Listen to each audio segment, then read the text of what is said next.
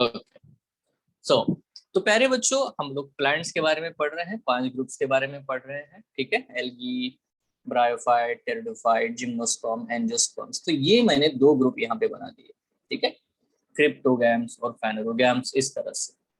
But बेटा अगर हम लोग ध्यान से देखें तो देखो, प्लांट्स को हम लोग क्लासिफाई कर सकते हैं इस तरह से कि ना 2 और भी ऑन द बेसिस, ये तो हो गया एक, है ना। दूसरा एक बेसिस हो सकता है कि on the basis of the propagule. अभी प्रोपैग्यूल का मतलब होता है कि उसकी जनरेशन आगे कैसे बढ़ेगी। अब यहाँ पे हम लोग 2 प्रोपैग्यूल कंसिडर करते हैं, स्पोर एंड सीड। तो कुछ प्लांट्स को हम लोग सीड बियरिंग कहते हैं, कुछ प्लांट्स को हम लोग क्या कहते हैं, सीड बियरिंग कहते हैं। ठीक है, तो देखो प्लांट्स कैन बी क्लासिफाइड, है ना। इसमें देखो हमें ये भी हमेशा याद रखना है। अब इसको मैं 2 नाम वही लिखूंगा, same name I will right. देखो क्रिप्टोगैम्स में जितने भी प्लांट्स आते हैं, क्रिप्टोगेमी, इसमें जितने भी प्लांट्स आते हैं ना, इनमें ओनली स्पोर प्रोड्यूस होता है, उनमें उनमें कभी बेटा सीड प्रोड्यूस नहीं होता। ठीक है, वो अपना, है ना, आगे की जनरेशन है वो स्पोर से आगे चलाते हैं। ठीक है, तो they produce only spore. But बेटा ये जो फेनेरोगैम है ना, फेनेरोगैम को हम लोग कहते हैं कि उनमें स्पोर भी प्रोड्यूस होता है एंड सीड भी प्रोड्यूस होता है, दोनों ही चीजें प्रोड्यूस होती है, spore as well as seed. तो खास करके इनको हम लोग, है ना, एक और टर्मिनोलॉजी देते हैं, इनको हम लोग बोलते हैं स्पर्मेटोफाइटा। स्पर्मेटोफाइटा, स्पर्मेटोफाइटा क्यों कहते हैं? स्पर्मा मतलब होता है सीड, है ना, seed bearing plant, seed bearing plant. ठीक है, तो ये बहुत नॉर्मल हो गया। ठीक, सीड बियरिंग प्लांट ऐसा हम लोग कहते हैं। नाउ अगर हम प्रॉपरली डिस्क्रिमिनेट कर ले यहाँ पे, तो यहाँ देखो कौन कौन है जो कि क्रिप्टोगैमी में आता है। तो पहला तो है जिसको हम लोग कहते हैं बेटा एल्गी, एल्गी जो है वो क्रिप्टोगैमी में आता है। दूसरा है बच्चों जिसको हम लोग कहते हैं ब्रायोफाइटा, तो ब्रायोफाइटा भी क्रिप्टोगैमी में आता है, स्पोर प्रोड्यूस करते हैं ये लोग। तीसरा बेटा टेरिडोफाइटा है, so pteridophyta is also spore producing, इन तीनों में सीड प्रोड्यूस नहीं होता। स्पर्मेटोफाइटा में कौन आ जाएंगे फिर? 2 रह गए हैं ना, एक जो है one is called as what, the gymnosperms,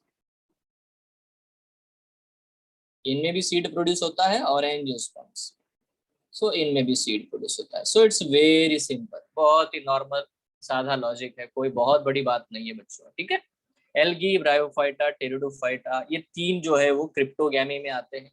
अब क्रिप्टोगैमी 2 वे से मैंने समझाया, एक हिडन सेक्स ऑर्गन, दूसरा दूसरा क्या बेटा, दे प्रोड्यूस ओनली स्पोर। ठीक है, और बेटा यहाँ फेनेरोगैम्स को भी हम लोगों ने कंसिडर किया, है ना, they have the conspicuous sex organ and spore या सीड दोनों ही प्रोड्यूस करते हैं। और जब इनको हम लोग कहते हैं ना सीड बियरिंग प्लांट, तो इनको हम लोग एक टर्मिनोलॉजी और देते हैं, वो क्या होती है? स्पर्मेटोफाइटा, मतलब सीड बियरिंग प्लांट। ऐसे कौन कौन से प्लांट है जो सीड बियरिंग प्लांट है? तो बेटा ये देखो, जिम्नोस्पर्म्स और वो एंजियोस्पर्म। स्पर्मा का मतलब होता है seed.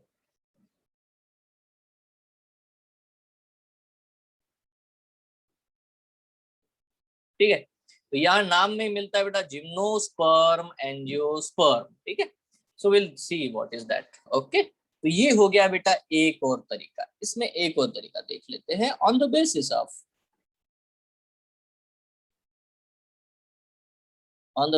Of the xylem phloem. देखो जाइलम फ्लोएम कंडक्टिंग एलिमेंट्स होते हैं ना, फूड और वाटर के कंडक्शन के लिए इनका यूज होता है। तो क्या सारे ही प्लांट्स में जाइलम फ्लोएम पाए जाते हैं? तो आंसर है नो। ठीक है, तो इस बेसिस पे हम लोग बेटा क्लासिफाई कर सकते हैं, we can classify the plants on the basis of कि बेटा उनमें ये वेस्कुलर सिस्टम प्रेजेंट है या नहीं है। ठीक है, तो हम लोग बोलते हैं 2 टर्मिनोलॉजीज याद देंगे, non vascular plant, non vascular और वेस्कुलर। ठीक है, अब क्या मतलब हुआ बेटा? वेस्कुलर मतलब जिसमें जाइलम फ्लोएम प्रेजेंट है। ठीक है, उनको हम लोग कहते हैं वेस्कुलर प्लांट। नॉन वेस्कुलर क्या हो गया? जिनमें जाइलम फ्लोएम एब्सेंट है उसे मैं नॉन वेस्कुलर प्लांट कहता हूं। अब ऐसा इसमें कौन कौन आएगा? देखो यहाँ पे सिर्फ 2 ही आएंगे। यहाँ आता है बेटा एल्गी एंड देन ब्रायोफाइट। तो बच्चों एल्गी और ब्रायोफाइटा ये दोनों के दोनों जो है ये नॉन वेस्क्यूलर प्लांट्स है, ठीक है, बोथ ऑफ देम। इनमें कोई जाइलम फ्लोएम कभी आपको देखने को नहीं मिलेगा। बट बच्चों वेस्कुलर प्लांट्स में 3 आ जाएंगे, ठीक है। देखो यहाँ 1 2 एंड 3 कौन कौन है, टेरिडोफाइटा ने अपना ग्रुप बदल दिया बेटा। अब मजेदार बात यह है कि टेरिडोफाइट एक क्रिप्टोगैम है बट ये बेटा वेस्कुलर है, ठीक है। बाकी दोनों इधर ही रहे, gymnosperm as well as what the angiosperms. तो अगर हम वेस्कुलेचर के हिसाब से देखें तो इस साइड बेटा एल्गी और ब्रायोफाइट है जो कि नॉन वेस्कुलर प्लांट है। अब बेटा नीट में बहुत बार ये सादा सा क्वेश्चन वो पूछते हैं, क्या है ये नीट का कितना सिंपल क्वेश्चन है बेटा। क्या क्वेश्चन है, वो क्वेश्चन पूछते हैं विच इज द वेस्क्यूलर क्रिप्टोगैम। ये क्वेश्चन आता है, आपको तो पता होना चाहिए आंसर क्या है ना। आपको पता है बेटा वेस्क्यूलर क्रिप्टोगैम मतलब वेस्क्यूलर तो होना चाहिए वो, और वो क्रिप्टोगैम भी होना चाहिए, तो आंसर क्या होगा, answer is pteridophyta.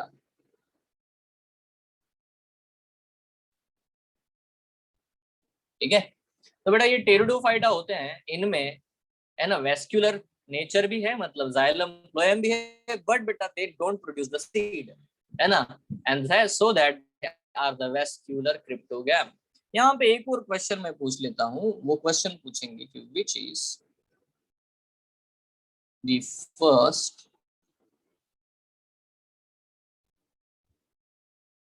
Terrestrial vascular plant. ठीक है, अब ऐसा भी अगर क्वेश्चन पूछते हैं कि पहला टेरेस्ट्रियल मतलब जमीन के ऊपर ग्रो होता है और वेस्क्यूलर है, इवोल्यूशन के हिसाब से अगर आप देखो तो 5 है, एल्गी पहले आए, फिर ब्रायोफाइट आए, फिर बेटा टेरिडोफाइट आए, फिर जिम्नोस्पर्म्स आए, फिर एंजियोस्पर्म्स आए। तो इस हिसाब से भी आंसर जो आता है बेटा यही आएगा, द आंसर इज टेरिडोफाइटा। तो बेटा इवोल्यूशन के हिसाब से है ना, सबसे पहले अर्थ के ऊपर टेरिडोफाइटा ही है जो जिनमें वेस्कुलेचर आपको देखने को मिलता है। But if they will ask this question है ना, which is the first terrestrial plant, अगर ऐसा पूछते हैं ना तो फिर बेटा आपका आंसर बदल जाएगा, because at that time the answer will be bryophyta. अब इन दोनों क्वेश्चन में एक सादा सा डिफरेंस है, क्या है, यहाँ पे पूछा जा रहा है कि पहला टेरेस्ट्रियल वेस्कुलर प्लांट कौन सा है, तो आंसर बेटा टेरिडोफाइट आएगा। बट उन्होंने पहले पूछा है कि पहला टेरेस्ट्रियल प्लांट कौन सा है जो अर्थ के ऊपर आया है, वो प्लांट कौन सा है, तो बेटा आंसर आ जाएगा bryophyta. I hope it is very simple, है ना, सिंपल है ना। आंसर दे सकते हो, नहीं दे सकते हो? अरे हाँ या ना, कुछ तो बोलो, ऐसे ही आगे प्रवचन सुनने, हाँ प्रवचन सुनने आए हो क्यों भाई,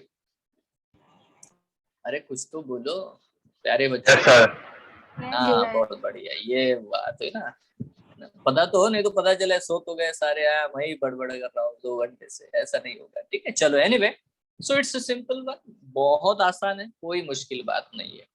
आपको ये बात समझ में आ गई कि यार क्रिप्टोगैम का मतलब क्या है, फेनेरोगैम का मतलब क्या है, स्पर्मेटोफाइटा का मतलब क्या है, वेस्कुलेटर प्लांट, वेस्कुलर प्लांट को देखो, यहाँ पे अभी मैं टर्मिनोलॉजीज इंट्रोड्यूस कर सकता हूँ। देखो नॉन वेस्कुलर प्लांट जो होते हैं इनको हम लोग बोलते हैं ए ट्रकिएटा, ए ट्रकिएटा, ठीक है।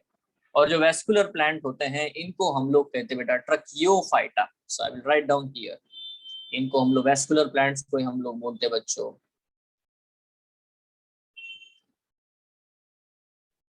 ट्रकियोफाइटा। देखो ट्रकिया का मतलब होता है पाइपलाइन, है ना, पाइप।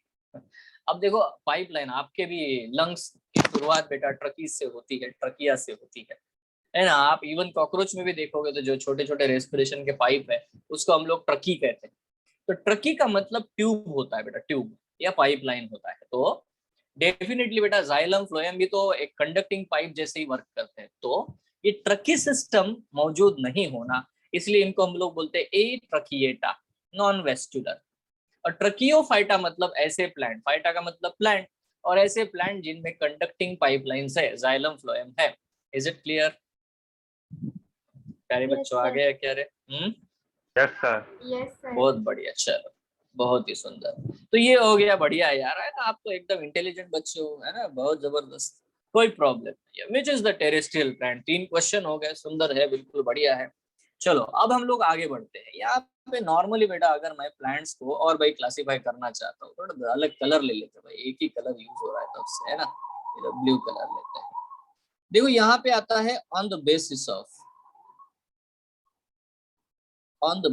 Of embryo.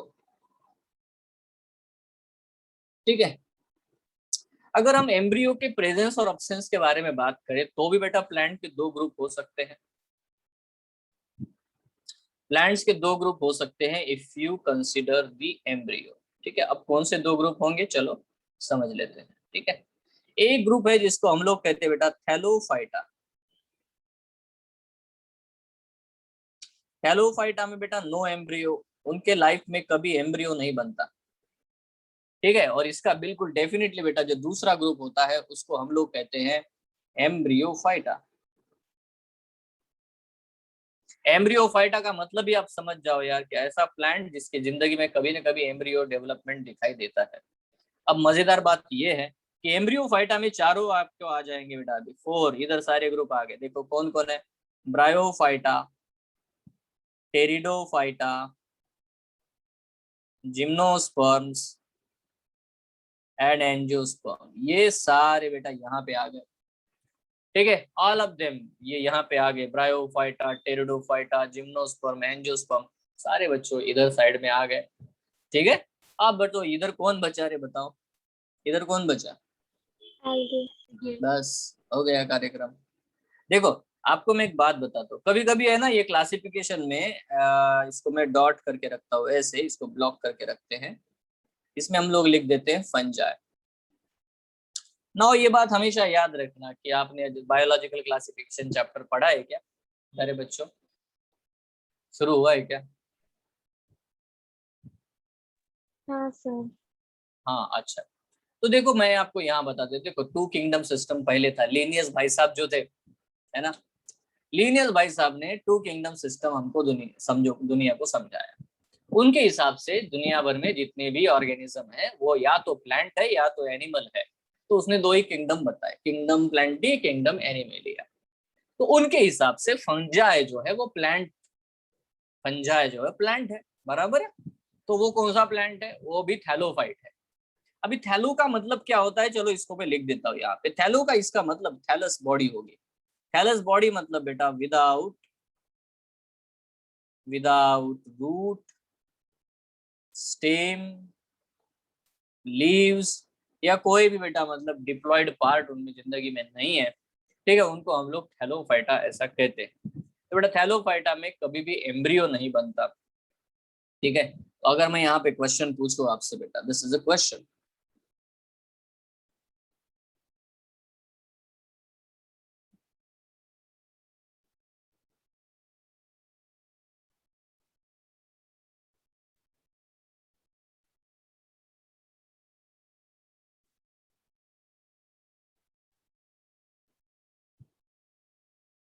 बता सकते हो? Which of the following is non vascular embryophyte? Yes sir. ये 5 है ना, algae, bryophyte, pteridophyte, gymnosperm, angiosperm, इनमें से नॉन वेस्कुलर एम्ब्रियोफाइट कौन है? ब्रायोफाइट। एग्जैक्टली, बहुत बढ़िया, मैंने बोला ना आप लोग बहुत इंटेलिजेंट हो यार, क्या बात है, आपके जैसा टैलेंट कहीं पे नहीं है भाई, गजब कर दिया आपने, है ना। सो देखो बहुत आसान है यार। तो ये हो गए क्वेश्चंस, है ना, वो क्या आपसे पूछना चाहता है वो सारी चीजें मैं आपको बता रहा हूँ। इज इट क्लियर और नॉट, है ना आसान। तो बेटा which of the following is non vascular embryophyte, तो ऑब्वियसली बेटा आपको पता हो गया कि ब्रायोफाइट जो है वो नॉन वेस्कुलर एम्ब्रियोफाइट होते हैं, जिनमें एम्ब्रियो डेवलप होता है। तो इस तरह से हम लोग प्लांट को क्लासिफाई कर सकते हैं। ठीक है, देखो यहाँ पे अगर हम लोग स्पर्मेटोफाइटा को डिवाइड करते हैं, इसे बच्चों स्पर्मेटोफाइटा को अगर बच्चों डिवाइड करते हैं, स्पर्मेटोफाइटा मतलब क्या होता है बेटा, सीड, सीड बियरिंग प्लांट, है ना। अच्छा बताओ तो स्पर्मेटोफाइटा कितने हैं, सिर्फ 2 ही है ना? है कि नहीं? Yes, there are sir. Only two spermatophytes, one is, बोलो, one is, Gymnosperms. One is gymnosperms,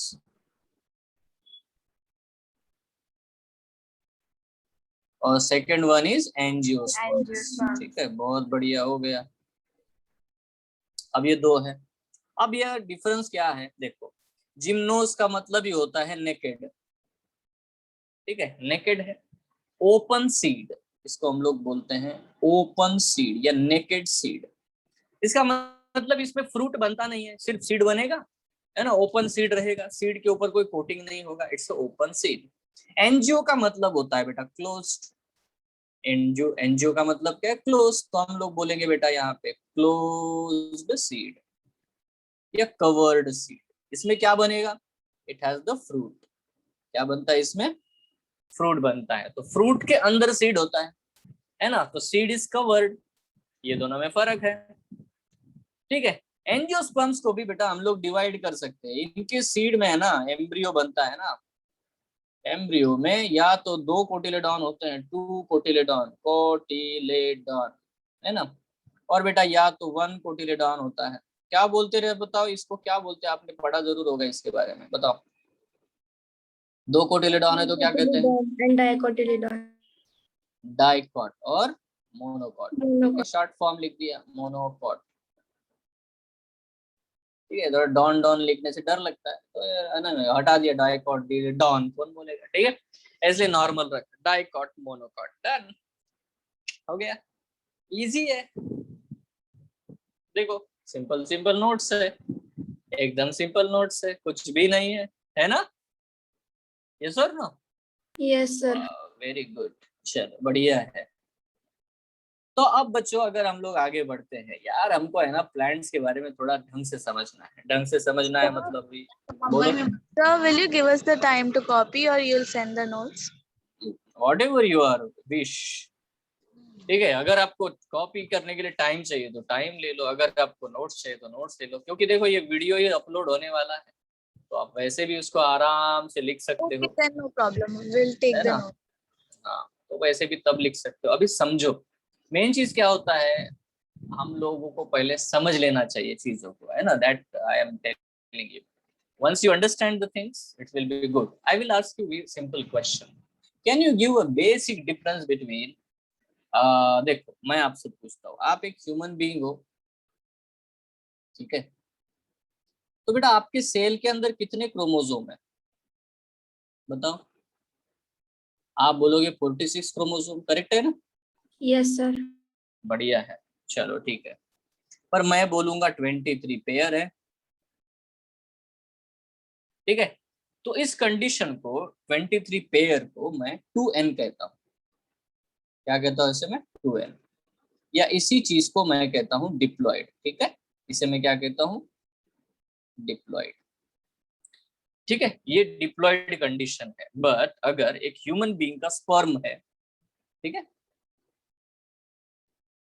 इसमें न्यूक्लियस है, इस न्यूक्लियस में हमेशा कितने क्रोमोसोम होते हैं बेटा, ओनली 23, तो मैं इसको बोलता हूँ हैप्लॉइड, करेक्ट है क्या, है ना, मतलब इसको मैं रिप्रेजेंट कैसे करूंगा, बाय एन, समझ आता है, क्लियर है? Yes, sir. Gametes are always haploid, बराबर है ना। बट हमें देखो मीनिंग ये समझ में आना चाहिए कि जब भी whenever I will say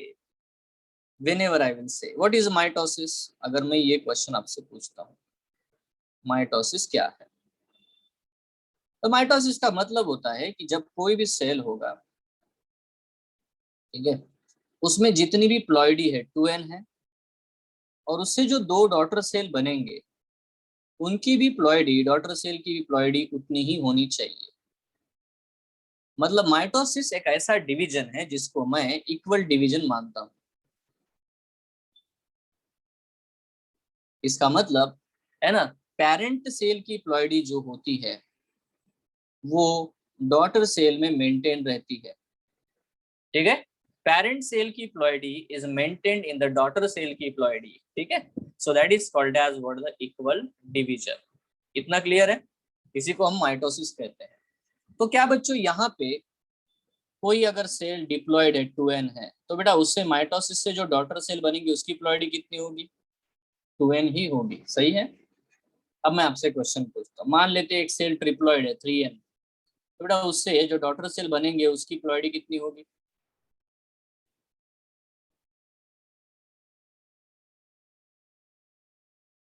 3n. Exactly 3n, है ना, प्लॉयडी 3n होगी।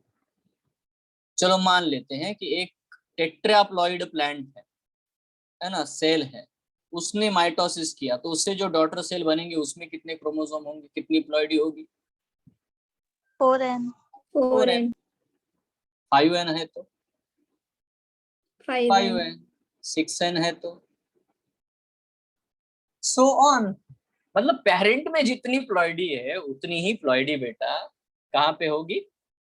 Daughter Daughter. सेल में। सपोज अगर मान लेते हैं अगर बेटा पेरेंट में सिर्फ n है तब भी ये डिवाइड हो सकता है और उससे बेटा n ही मिलेगा डॉटर में। अगर वो n है तो n बनेगा, 2n है तो 2n बनेगा। जितनी प्लॉयडी होगी चाहे ऑड हो चाहे इवन हो फर्क नहीं पड़ता, ठीक है। ऑड नंबर है तब भी ऑड से ऑड आ जाएगा, n से n आ रहा है, 3n से 3n आ रहा है, 5n से 5n आए, 7n से 7n आएगा। इवन है, इवन नंबर है तो 2n to 2n, 4n to 4n, 6n to 6n। कोई प्रॉब्लम है आपको? कोई प्रॉब्लम है? No, sir.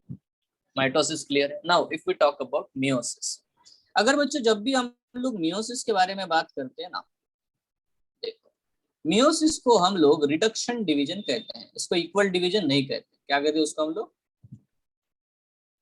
क्या कहते हैं बेटा? सर ये क्या बीच में आप बता रहे हो? ये तो प्लांट किंगडम पढ़ाते पढ़ते सेल डिवीजन पढ़ा रहे हो। यूज है यहाँ पे, अभी देखो कैसे यूज है।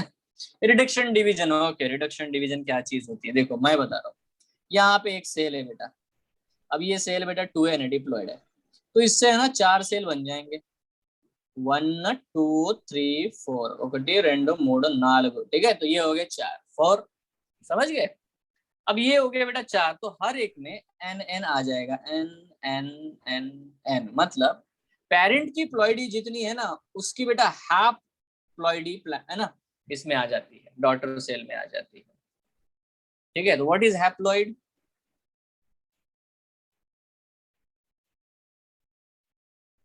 ठीक है, हाफ द प्लॉयडी, ठीक है, half the ploidy of parental ploidy. समझ रहे हो? ठीक है प्यारे बच्चों, समझे? Half the ploidy of parental ploidy is the haploid. तो मैं आपसे क्वेश्चन पूछता हूँ, अगर कोई सेल डिप्लॉयड है तो क्या इसका मियोसिस हो सकता है क्या? मतलब उसकी हाफ प्लॉयडी हो सकती है क्या? Yes, sir. हो सकती है। क्या बनेंगे? डॉटर सेल कैसा होगा? N. बराबर है, करेक्ट है। तो ये डिप्लॉयड है, ये हैप्लॉइड है, ठीक है। अब बात बड़ा ध्यान से सुनना, कोई सेल अगर 3n है, 3n, तो इसका हाफ हो सकता है क्या? क्योंकि इस सेल में 3 सेट्स है तो उनको बेटा आधे आधे हिस्से में नहीं बांटा जा सकता, इसीलिए अगर किसी की प्लॉयडी इवन नंबर की है तो बेटा उसकी मियोसिस हो सकती है, बट अगर किसी की प्लॉयडी ऑड नंबर है तो उसका मियोसिस नहीं हो सकता। बट देखो यहाँ पे 4n है, 4n है तो बेटा क्या मियोसिस हो सकता है? तो आंसर इज यस, उसका बन जाएगा 2n। बनेगा कि नहीं बनेगा? Yes, sir. है ना, बनेगा। यहाँ पे अगर मैं लिखता हूँ 5n है तो 5n का होगा क्या मियोसिस? नहीं हो सकता। अच्छा चलो बताओ 6n होगा तो क्या इसका मियोसिस हो सकता है क्या? Yes, sir. क्या होगा सेल में, डॉटर सेल में क्या होगा? 3n. 3n। अगर 7 है तो हो सकता है क्या? No, sir. 8n है तो हो सकता है मियोसिस? Yes, sir. बहुत बढ़िया। तो अब मैं बोलता हूँ कि n is the haploid, 2n is the haploid, 3n is the haploid, 4n is the haploid. Clear है क्या? Yes, sir. Yes, statement sir. कैसा होगा? n is the haploid of the 2n, 2n is the haploid of the 4n, 3n is the haploid of the 6n. So what is haploid? बहुत से लोग बोलते हैं sir haploid मतलब n होता है। नहीं यार, हैप्लॉइड मतलब n नहीं होता है, हैप्लॉइड मतलब half the ploidy of the parental cell. Are you sure? So फिर एन क्या है? एन तो आसान है, ठीक है। पहले तो समझ लेते बेटा, किसी भी ये वर्ड को समझ लो, बेसिक क्रोमोसोम नंबर, इसको एक्स से रिप्रेजेंट करते हैं, स्मॉल एक्स, ठीक है। बेसिक क्रोमोसोम नंबर मतलब क्या बेटा, है ना, जिसके पास एक्स क्या होता है, minimum chromosomes present in the cell, उतने तो होने ही चाहिए। जैसे आप किसी भी ह्यूमन सेल को ले लोगे ना, तो उसमें कम से कम 23 क्रोमोसोम होंगे। या आप अगर पी प्लांट का सेल लेते हो, ठीक है, तो उसमें बेटा कम से कम 7 क्रोमोसोम होंगे। या तो अगर आप लोग फ्रूट फ्लाई लोगे ना, फ्रूट फ्लाई, तो उसमें कम से कम बेटा 4 क्रोमोसोम होंगे। तो इसको बोलते हैं एक्स। एक्स मतलब बेसिक क्रोमोसोम नंबर, ये फिक्स्ड है किसी भी ऑर्गेनिज्म के लिए, ये फिक्स्ड है। ह्यूमन का कोई भी सेल उठा लो, उसमें कम से कम 23 क्रोमोसोम होने चाहिए, ठीक है। अब प्लॉइडी क्या है? प्लॉइडी क्या है बेटा, ठीक है, the sets of x. Sets of x मतलब कितनी बार बेटा एक्स प्रेजेंट है ना, मतलब जैसे कि एन, एन मतलब क्या, ओनली एक ही बार एक्स प्रेजेंट है, करेक्ट है। इसको बोलते हैं मोनोप्लॉइड। जैसे कि 2n, तो बेटा x प्लस एक्स मतलब 2 सेट प्रेजेंट है, तो इसको बोलते हैं डिप्लॉइड। बात बच्चों समझ में आई क्या बात? Yes, sir. 3n, x plus x, तो इसको बोलते हैं बच्चों ट्रिप्लॉइड। 4n है तो क्या होगा, कितनी बार सेट रिपीट हो गया, 4 टाइम, तो उसको क्या बोलेंगे हम लोग, टेट्राप्लॉइड। 5n है मतलब बेटा 5 टाइम्स x होगा, ठीक है, इसको बोलेंगे पेंटाप्लॉइड, एंड सो ऑन। 6n मतलब हेक्साप्लॉइड, 7n मतलब हेप्टाप्लॉइड, 8n मतलब octaploid, that's it, so on. But सबसे क्रूशियल है, ये समझ में आना चाहिए कि ये n जो है हैप्लॉइड नहीं है, n इज अ मोनोप्लॉइड। n कब हैप्लॉइड होगा, जब पेरेंटल सेल क्या होगा बेटा, डिप्लॉइड। आपको बात समझ में आती है क्या? तो मियोसिस से क्या प्रोड्यूस होता है बताओ, पेरेंट सेल में जितना भी क्रोमोसोम नंबर होगा, जो भी प्लॉइडी होगी, उसका एग्जैक्ट हाफ करने वाली प्रोसेस को मैं मियोसिस कहता हूं। अभी आपको क्लियर है, माइटोसिस और मियोसिस क्लियर है बच्चों? Yes. Yes, sir. पेरेंट में जितना प्लॉइडी है उसको मेंटेन रखने वाले सेल डिवीजन को मैं माइटोसिस कहता हूँ।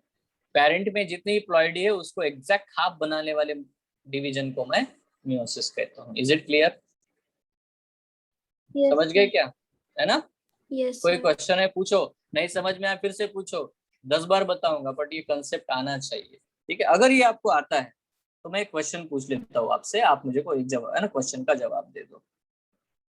बड़े ध्यान से समझ लेना, ये एक क्वेश्चन है और ये प्रीवियस ईयर क्वेश्चन है बेटा, है ना। क्वेश्चन सुन लो, a P plant cell have 28 chromosomes, ठीक है। What should be the basic chromosome number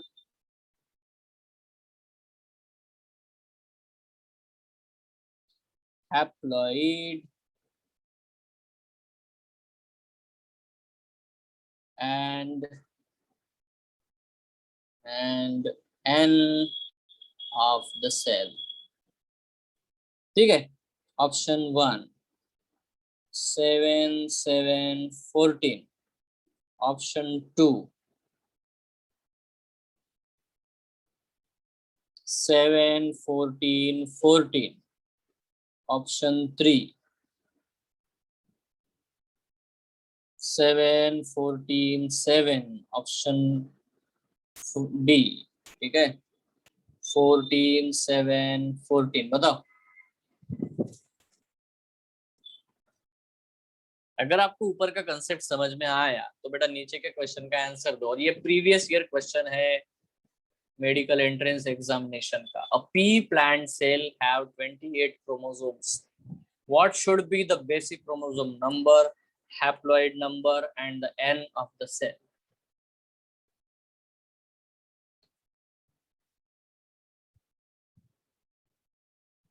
सोहम भाई साहब ने आंसर दिया है, उनका आंसर है 7 7 14। इसमें एक शब्द लिख लेते हैं रिस्पेक्टिवली, है ना, of the cell, respectively, respectively. देखो इस क्वेश्चन का आंसर बड़ा ही आसान है ना। कैसे करेंगे बच्चों, इसको कौन बताएगा? आंसर क्या होगा? सबसे पहले ये पी प्लांट की प्लॉइडी कितनी है। देखो हम जानते हैं पी प्लांट का जो एक्स होता है बेसिक क्रोमोसोम नंबर, अभी मैंने ऊपर लिख के दिया था। बेसिक क्रोमोसोम नंबर कितना बेटा? 7 है, तो वो तो कभी नहीं चेंज होगा। 7 should be it's a basic chromosome number. अब बेटा अगर, है ना, इसका डिप्लॉयड क्या होना चाहिए? 2n, 14 होना चाहिए। अगर वो पी प्लांट आपको 28 क्रोमोसोम वाला दिखाई दे रहा है तो given P plant, given cell is 4n, इसीलिए 28 है। सबको समझा क्या? सबको समझा क्या? अरे जो गिवन सेल दिया है वो डिप्लॉयड नहीं है, वो टेट्राप्लॉइड है। क्यों? क्योंकि बेसिक उसका 7 होता है, मतलब 4 बार 7 लिखोगे तभी 28 आएगा। करेक्ट है ना? 7 × 4 करोगे तभी 28 आएगा। पक्का? तो ये 28 है, इसका मतलब 4n है, तो इसका हैप्लॉइड क्या होगा बेटा?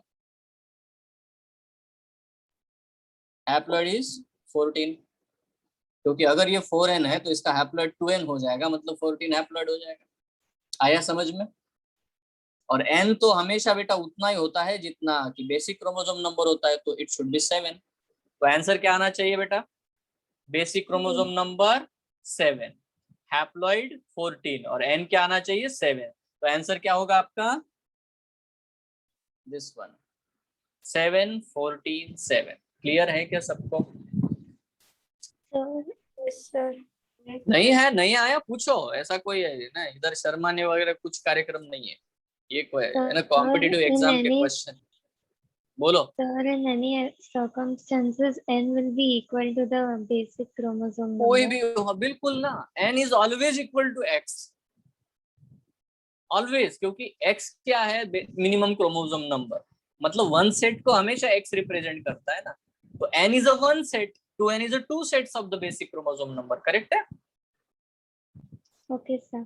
इसमें कोई प्रॉब्लम ही नहीं है। n is always a single set. अब सिंगल सेट मतलब उतना ही होगा ना यार, है ना? That is the only thing we have to understand. So I hope ये क्वेश्चन से तुम लोगों को एकदम क्लियर हो गया होगा कि हाँ भैया ये बिल्कुल सही बात है। अगर ये क्लियर है, अब इनको मैं यूज करता हूँ। देखो थोड़ा सा ध्यान से देखो, हमें क्या पढ़ना है? हमें पढ़ना है बच्चों लाइफ साइकिल्स ऑफ प्लांट्स, है ना।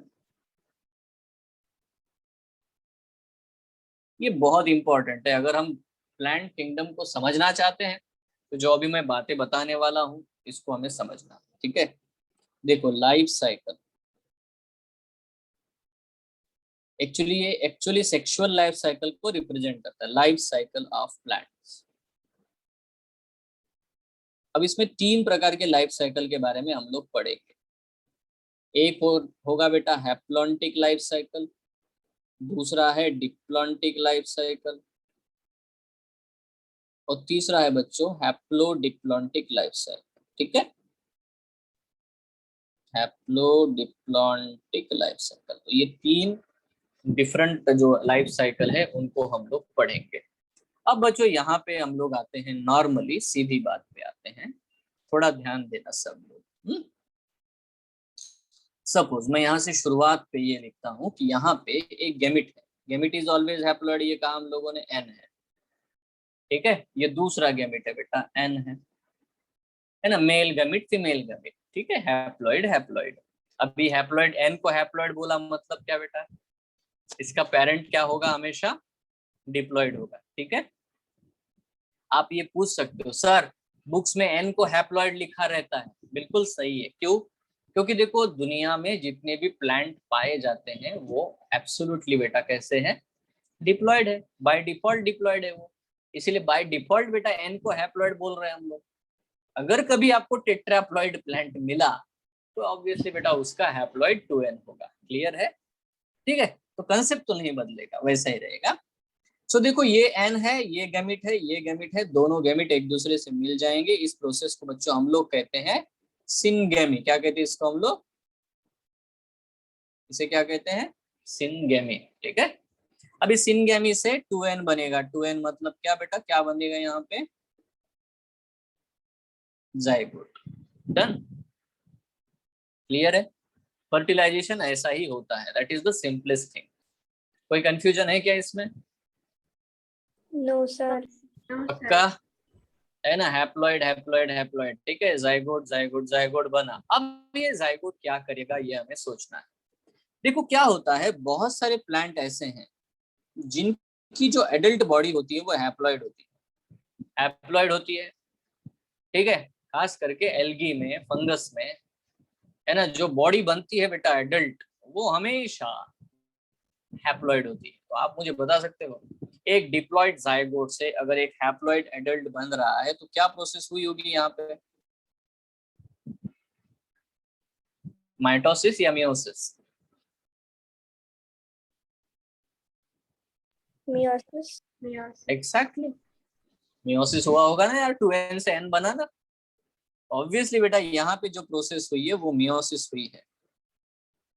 यस, सबको समझ में आती है? अब मेरे को एक चीज बतानी है कि ये जो एडल्ट है ना, ये एडल्ट सेक्स ऑर्गन्स बनवाएगा जो कि हैप्लॉइड ही होंगे, सेक्स ऑर्गन हैप्लॉइड होंगे।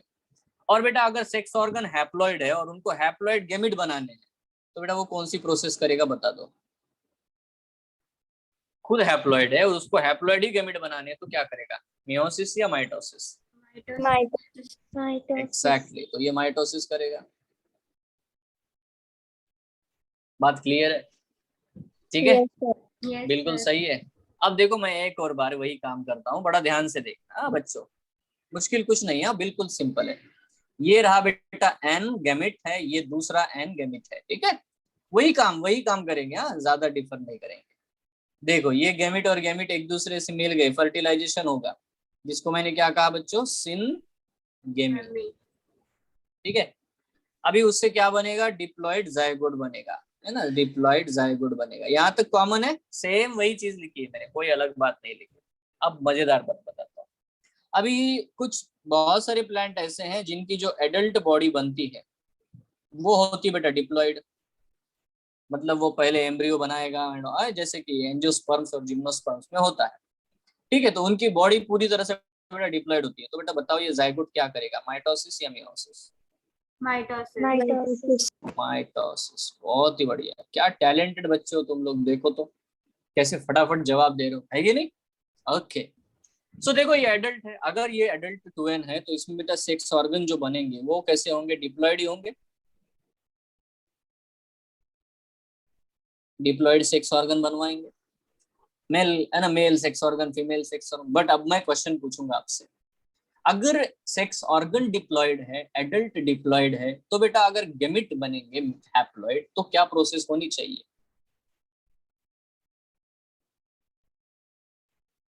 क्या प्रोसेस होनी चाहिए?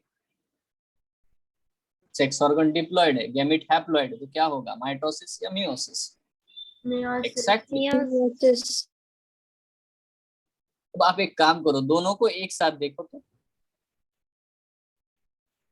क्या फर्क लग रहा है कि नहीं डायग्राम में? Yes, sir. शुरुआत तो वही हुई बट बेटा जो क्लाइमेक्स आया वो अलग ही आया। मैं आपसे एक मजेदार बात बताता हूँ कि पहली डायग्राम में जाइगोट में मियोसिस हो रहा है और दूसरी डायग्राम में गैमिट बनाने के लिए मियोसिस हो रहा है। करेक्ट है? Yes, sir. है ना? तो पहली डायग्राम में बेटा, पहली डायग्राम में मैं लिखता हूँ, यहाँ पे जो मियोसिस होता है ना, इसको हम लोग जाइगोटिक मियोसिस कहते हैं। क्या कहते हैं इसको हम लोग? जाइगोटिक मियोसिस कहते हैं। ठीक है, और सबसे इंपॉर्टेंट बात, अगर आप इस डायग्राम को और अच्छे से देखते हो तो यहाँ पे बेटा इसके लाइफ साइकिल में, खास करके एल्गीज के लाइफ साइकिल में, गैमिट हैप्लॉइड होते हैं, सेक्स ऑर्गन हैप्लॉइड होता है, उसकी पूरी बॉडी हैप्लॉइड होती है। मतलब इनके जीवन में एक ही चीज डिप्लॉइड होती है, वो क्या है बच्चों? एक ही चीज बेटा डिप्लॉइड, अरे हटना यार, ठीक है, एक ही चीज डिप्लॉइड होती है, वो क्या है बताओ? वो है Zygote.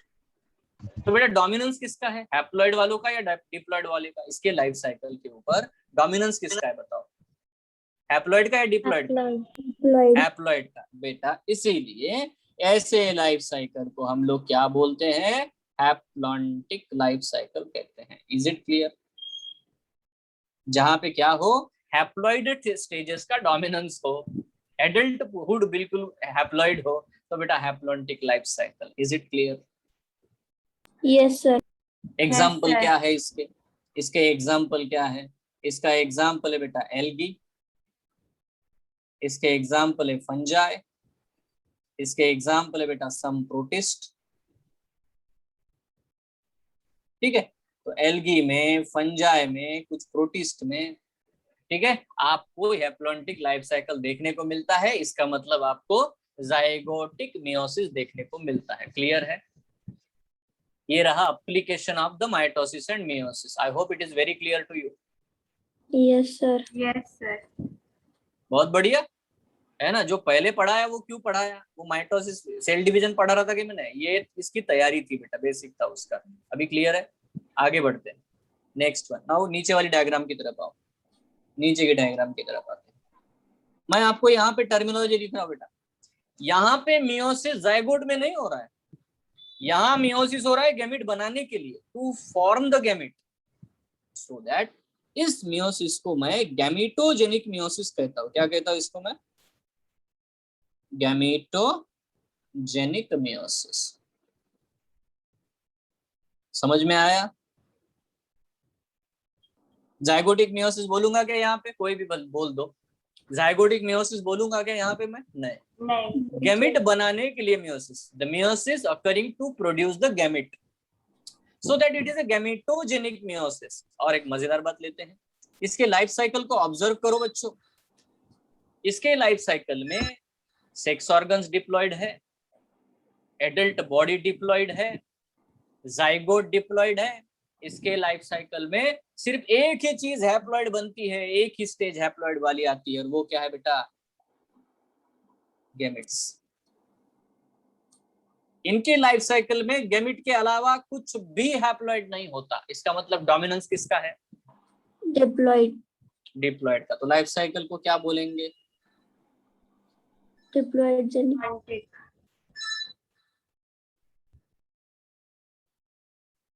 क्लियर है? सबको क्लियर है? Yes, sir. Gametogenic meiosis, diplontic, ये सब कहाँ देखने को मिलेगा आपको? Where you will see it? Example है एंजियोस्पर्म्स, जिम्नोस्पर्म्स। इनमें बेटा आपको ये नाटक देखने को मिलेगा। Even some protist. ठीक है, एक एक्सेप्शन भी है। एक्सेप्शन मतलब फ्यूकस। फ्यूकस नाम का जो एल्गी है ना, फ्यूकस क्या बच्चों? एक एल्गी है। बट ये फ्यूकस नाम का जो एल्गी है, ये डिप्लॉन्टिक लाइफ साइकिल शो करता है। क्योंकि देखो एल्गी क्या करते हैं actually, mostly haplontic life cycle show करते। दिख रहा है ना आपको? ये देखो यहाँ पे है ना। तो आपको पूछेंगे कि क्या ऐसा कोई एल्गी है जो डिप्लॉन्टिक लाइफ साइकिल शो करता है और आपके एनसीईआरटी में मेंशन है? तो आंसर इज यस। ये एनसीईआरटी में लिखा है, Fucus is an algae which shows the diplontic life cycle. यहाँ तक क्लियर है क्या? Yes, sir. सबको क्लियर है यहाँ तक? Yes, बहुत ही बढ़िया, बहुत ही सुंदर। चलो आगे बढ़ते हैं, है ना। अब बेटा तीसरी स्टेज पे आते हैं। देखो मैंने एंजियोस्पर्म लिखा, जिम्नोस्पर्म लिखा, एल्गी लिखा, बट बेटा यहाँ पे क्या लिखा था? देखो ऊपर आके देखो, हैप्लॉन्टिक हो गया है ना, डिप्लॉन्टिक हो गया। अब ये देख लेते हैं हैप्लोडिप्लॉन्टिक का क्या मतलब है। ठीक है, देखो ब्रायोफाइट और टेरिडोफाइट, ये जो प्लांट्स होते हैं, इनमें आपको हैप्लोडिप्लॉन्टिक लाइफ साइकिल देखने को मिलती है। अब यहाँ पे एक्चुअली होगा क्या, तो चलो कंसेप्ट को समझ लेते हैं। इनके लाइफ साइकिल में दोनों का ही डोमिनेंस आपको देखने को मिलेगा। दोनों का मतलब क्या बेटा? हैप्लॉइड का भी और डिप्लॉइड का भी। इतना तो समझ रहे हो, है ना? ऐसा नहीं कि एक ही, है ना। जैसे हैप्लॉइड, हैप्लॉन्टिक लाइफ साइकिल में सिर्फ हैप्लॉइड का डोमिनेंस देखने को मिल रहा था, डिप्लॉन्टिक लाइफ साइकिल में सिर्फ डिप्लॉयड स्टेजेस का डोमिनेंस देख, यहाँ पे ऐसा नहीं, आधा आधा हिस्सा बांट लिया है। लाइफ साइकिल में दोनों अपना अपना डोमिनेंस दिखाते हैं। ठीक है, तो चलो इसको समझते हैं। देखो, इसको समझने के लिए इसमें दो स्टेजेस को समझेंगे। दो स्टेजेस क्या है, चलो हम लोग समझने की कोशिश में सबसे पहला बेसिक मैं यहाँ पे आपको समझा दूं। मैं एक साधा क्वेश्चन पूछूंगा, आपका जवाब चाहिए। मान लेते बेटा एक कोई डिप्लॉयड ऑर्गेनिज्म है, 2n जनरेशन है, उसको हैप्लॉयड जनरेशन में कन्वर्ट होना है, तो वो क्या प्रोसेस करेगा? माइटोसिस। माइटोसिस करेगा। कैसे? Meiosis. मेयोसिस करेगा। बहुत बढ़िया। अच्छा, दूसरा, अगर कोई बेटा n स्टेज में है, वो 2n में कन्वर्ट होना चाहता है, 2n स्टेज लाना चाहता है, तो फिर बेटा उसे क्या करना पड़ेगा? n से 2n कैसे हो सकता है? n से 2n कैसे हो सकता है? ये वाला n से 2n कैसे हो गया? सिनगैमी मतलब फर्टिलाइजेशन, बराबर है। Yes. तो unless and until there is a fertilization, ठीक है, तो ये बेसिक पकड़ लो। हाँ, बेसिक पकड़ लो। अभी मैं सीधा डायरेक्ट क्वेश्चन पूछता हूँ। अगर मैं एक डिप्लॉयड जनरेशन को हैप्लॉयड जनरेशन में कन्वर्ट करना चाहता हूँ, तो क्या प्रोसेस होनी चाहिए? मेयोसिस। मैं हैप्लॉयड जनरेशन को अगर डिप्लॉयड जनरेशन में कन्वर्ट करना चाहता हूँ, तो क्या प्रोसेस से हो सकता है? वो फर्टिलाइजेशन। क्लियर है क्या ये? Yes, sir. ठीक है। अब यहाँ इनके लाइफ में जो दो जनरेशंस आती है, ब्रायोफाइट और टेरिडोफाइट की, उनके दो नाम है। नाम क्या है? एक को बोलते हैं गैमेटोफिटिक जनरेशन, गैमेटोफाइट। गैमेटोफाइट जो कि हमेशा हैप्लॉइड होता है। क्या फाइटा का मतलब प्लांट है बच्चों? गैमेटोफाइट का मतलब है गैमेट प्रोड्यूसिंग प्लांट। ठीक है, क्या मतलब है बेटा गैमेटोफाइट का? गैमेट प्रोड्यूसिंग प्लांट, करेक्ट है। ठीक है, जो गैमेट प्रोड्यूस कर सकता है, जिसके ऊपर सेक्स ऑर्गन्स आएंगे, है ना, वही गैमेटोफाइट है। दूसरी एक जनरेशन इनके जिंदगी में देखने को मिलती है, जिसको हम लोग बोलते हैं बेटा स्पोरोफाइट। स्पोरोफाइट हमेशा डिप्लॉयड होगा, ऑलवेज डिप्लॉयड। अब स्पोरोफाइट का मतलब क्या है बेटा? Spore producing plant.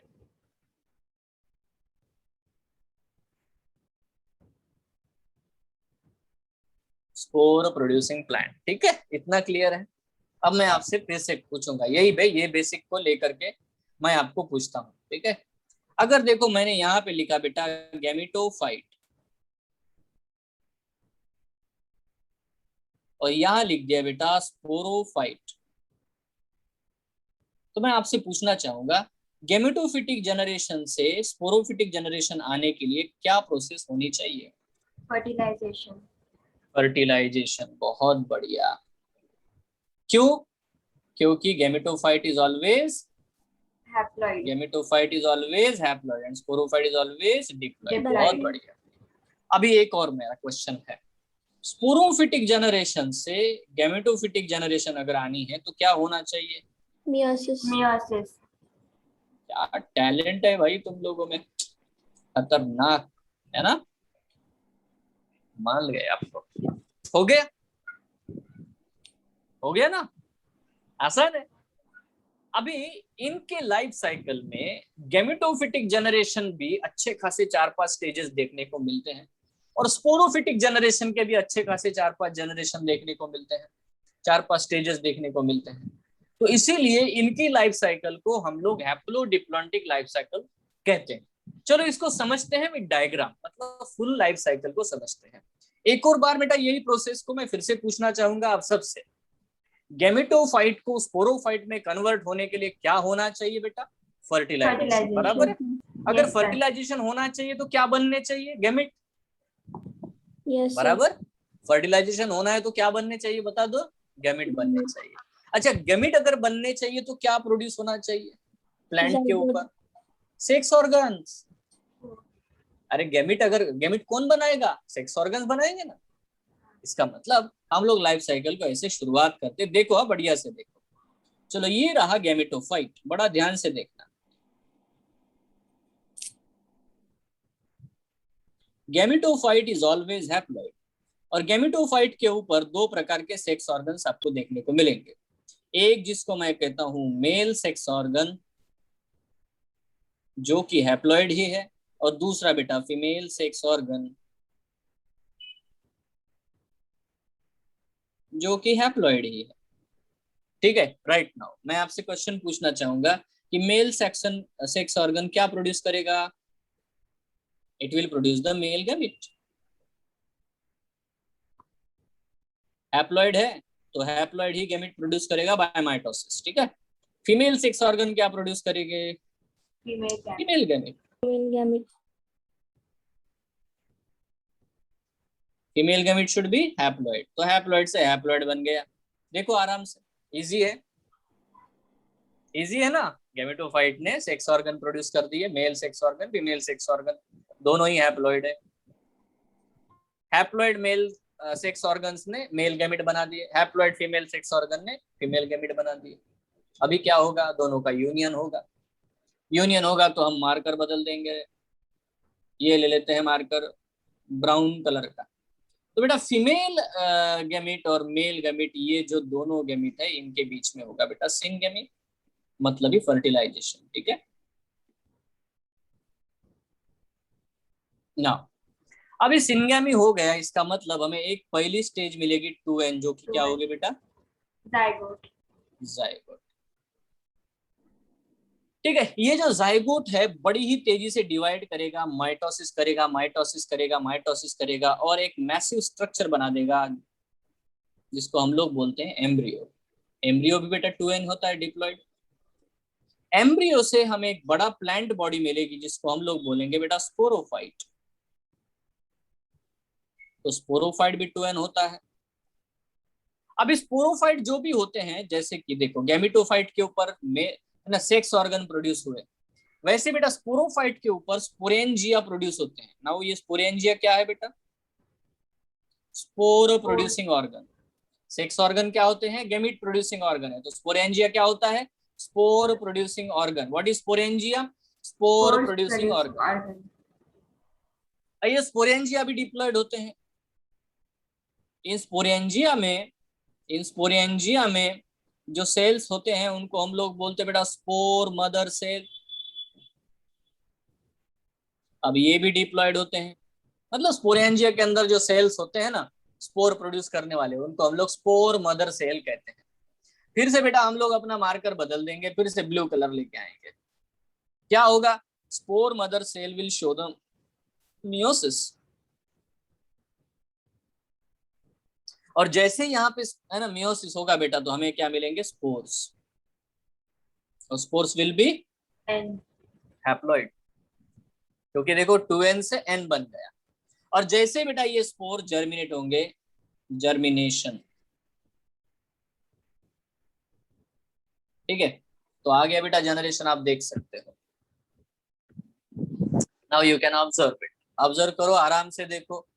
ठीक है, एक और बार रिपीट करेंगे, बार बार रिपीट करेंगे, आराम से देखो। क्या आपको यहाँ पे दो जनरेशन दिखाई दे रही है? मैं यहाँ पे रेड मार्कर यूज करता हूँ, पिंक ले लेते हैं। चलो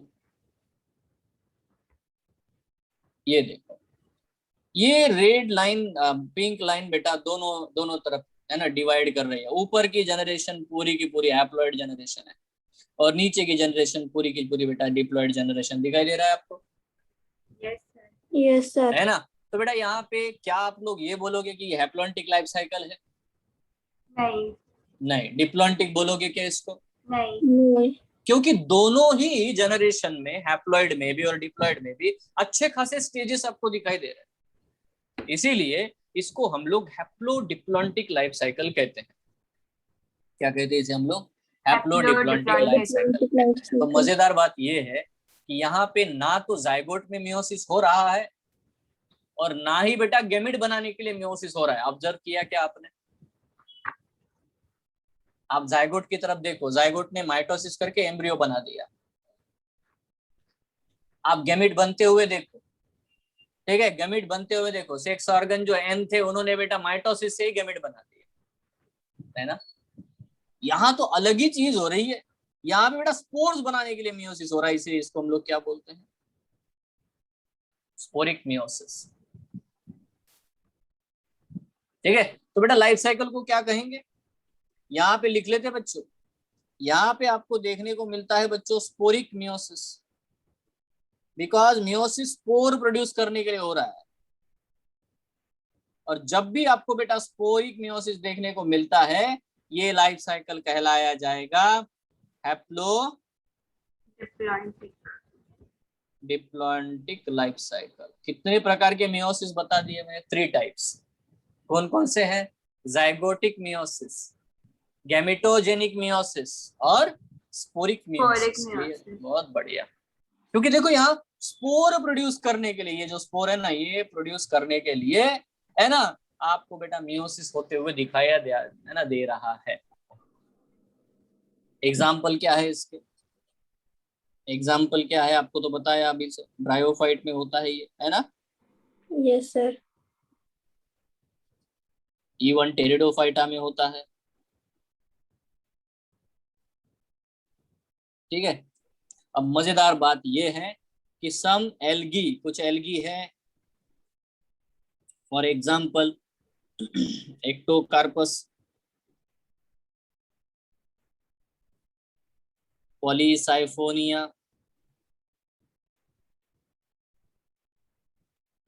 एक्टोकार्पस, पॉलीसाइफोनिया, केल्प। ठीक है, ये एल्गी है जिनमें बेटा हैप्लोडिप्लॉन्टिक लाइफ साइकिल देखने को मिलता है। आर यू श्योर, देख लो पूरा डायग्राम देखो, है ना। एक और बार रिपीट करता हूँ, गैमेटोफाइट, गैमेटोफाइट जो हैप्लॉइड है उसके ऊपर male sex organ, female sex organ जो कि हैप्लॉइड ही प्रोड्यूस होंगे। ठीक है, एंड देन ये जो हैप्लॉइड ऑर्गन्स प्रोड्यूस होते हैं, then they will produce the gametes, the female gamete as well as what the male gamete. कोई कंफ्यूजन है क्या? No sir. बढ़िया है, चलो, है ना। अब मैं एक क्वेश्चन पूछूंगा, बहुत ही सिंपल नॉर्मल साधा क्वेश्चन।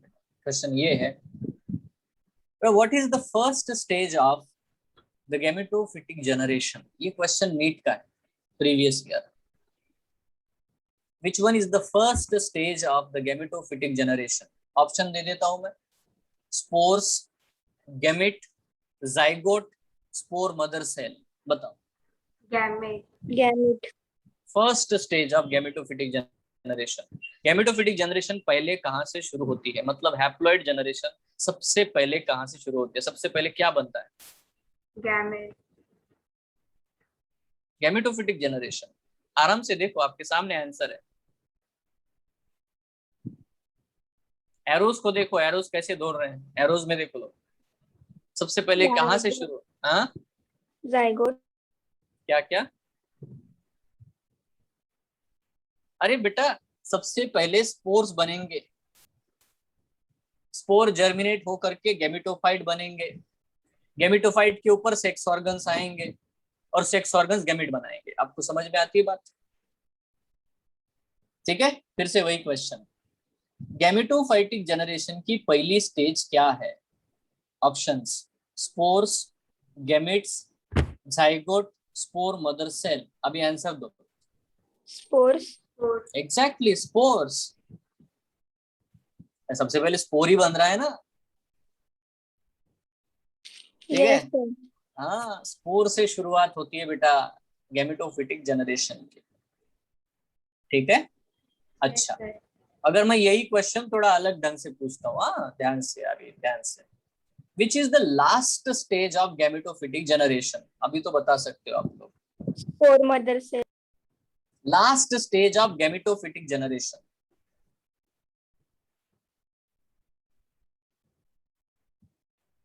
सबसे पहले क्या बना? स्पोर्स। सबसे लास्ट में हैप्लॉइड चीज क्या बन रही है? गैमेट्स।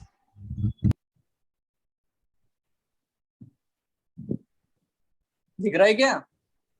Yes sir. तो चलो, once more the same question, what is the first stage of the gametophytic generation? Answer दो। Spores. What is the last stage of the gametophytic generation? Answer दो। Gamete। हो गया, पक्का आ गया? आ गया ना। अभी तीसरा क्वेश्चन बेटा, third question, What is the first stage of the sporophytic generation? Zygote. Zygote, बिल्कुल सही। और एक बेटा क्वेश्चन, मुझे तो पता है आपको चौथा क्वेश्चन भी बता सकते हो आप लोग। Fourth question also you can tell me. What is the fourth question? What is the last stage of sporophytic generation, और आंसर क्या होगा उसका? mother Mother. बहुत ही बढ़िया, बहुत ही बढ़िया। मैंने कहा ना आप बहुत इंटेलिजेंट हो। ठीक है, तो चलो नंबर 1 क्वेश्चन है। नंबर 1 क्वेश्चन मतलब क्वेश्चन क्या ऐसा स्टेटमेंट है? First stage of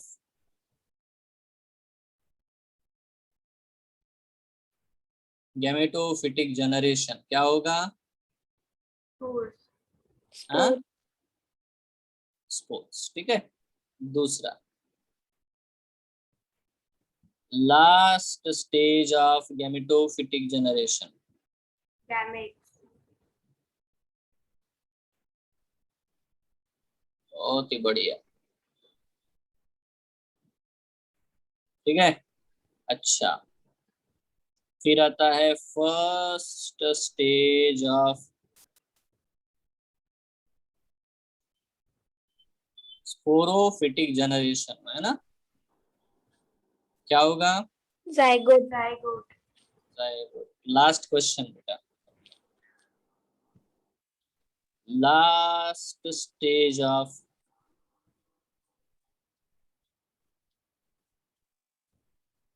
sporophytic generation, answer क्या होगा बेटा? Spore mother cells. ठीक है, डन। एसएमसी मतलब क्या? Spore mother cell. बहुत बढ़िया। अच्छा, स्पोरेंजिया का मतलब क्या होता है? Organ that produce spores. Spore producing Organ. बहुत ही बढ़िया यार, एकदम मस्त। ठीक है, स्पोरेंजिया का मतलब होता है स्पोर प्रोड्यूसिंग ऑर्गन। दिख रहा है लाइफ साइकिल? देख लो यार, एक बार देखो, आके फाड़ फाड़ के देख लो, है ना? जी भर के देख लो, है कि नहीं? दिख रहा है?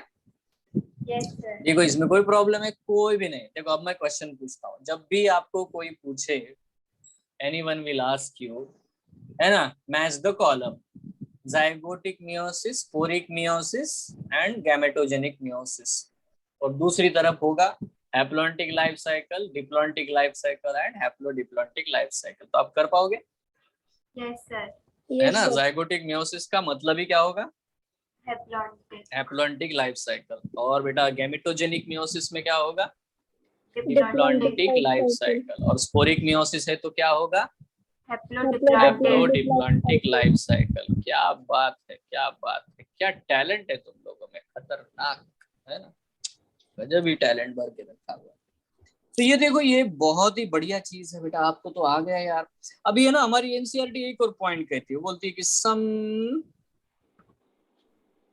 क्लैमाइडोमोनास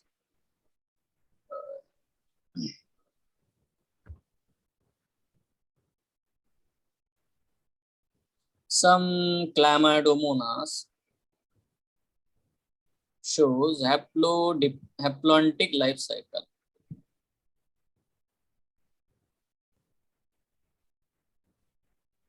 देखो क्लैमाइडोमोनास एल्गी होते हैं, और वो ये कह रहे हैं कि देखो हम लोग तो बोल रहे हैं सारे ही एल्गी, है ना, हैप्लोइडिक लाइफ साइकिल शो करते हैं, बट यहाँ पे मुद्दा आता है बेटा, एक्सेप्शंस दिए गए हैं एल्गी के। तो मैं आपसे 1 बाय 1 क्वेश्चन पूछूंगा, आप जवाब दो बिना दे करके। अभी यहाँ पे तो मैंने छुपा के रखा हुआ है, दिख नहीं रहा। मैं पूछता हूँ, क्या आप ऐसे एल्गी का नाम बता सकते हो जो डिप्लॉइडिक लाइफ साइकिल शो करता है? Fucus. Can you give the name of an algae which shows the diplontic life cycle? Fucus. Exactly, ठीक है। The answer is this one, है ना? ये किधर गया, किधर गया, किधर गया? ये रहे महाराज, किधर गया यार? Okay, so this is the fucus, है ना? It shows the diplontic life cycle. Okay, again, can you give me the example of an algae or any algae which shows the haplodiplontic life cycle. अभी Kale. बताया था केल, और जो नाम बताए थे, एक है एक्टोकार्पस और दूसरा है पॉलीसाइफोनिया। ठीक है, सो देखो ये सब एनसीईआरटी के एग्जाम्पल है, बट यहाँ पे उन्होंने एक बड़ा ही गिमिक स्टेटमेंट दिया है। वो क्या है? मिस्टीरियस स्टेटमेंट है एनसीईआरटी का।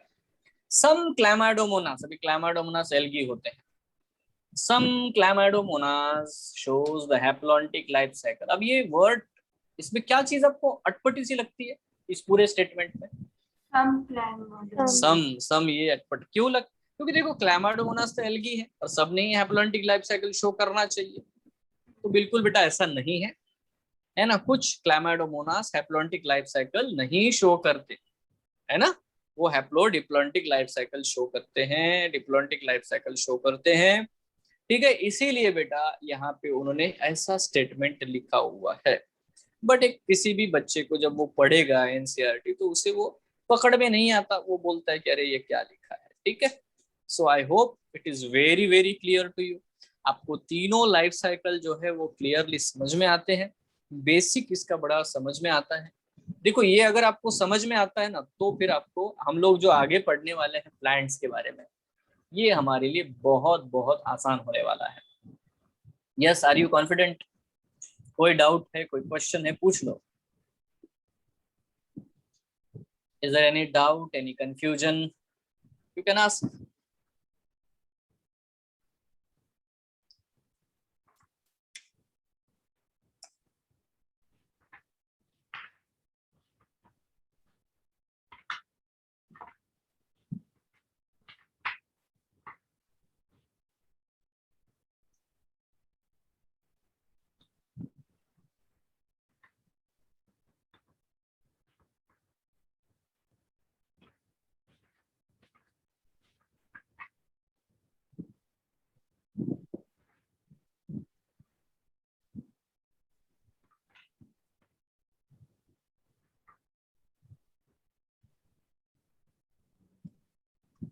Okay, so we have done this, so we are moving ahead now. देखो आप लोगों ने बायोलॉजिकल क्लासिफिकेशन ये चैप्टर थोड़ा थोड़ा शायद शुरू हुआ है या पढ़ा होगा। हमारी जो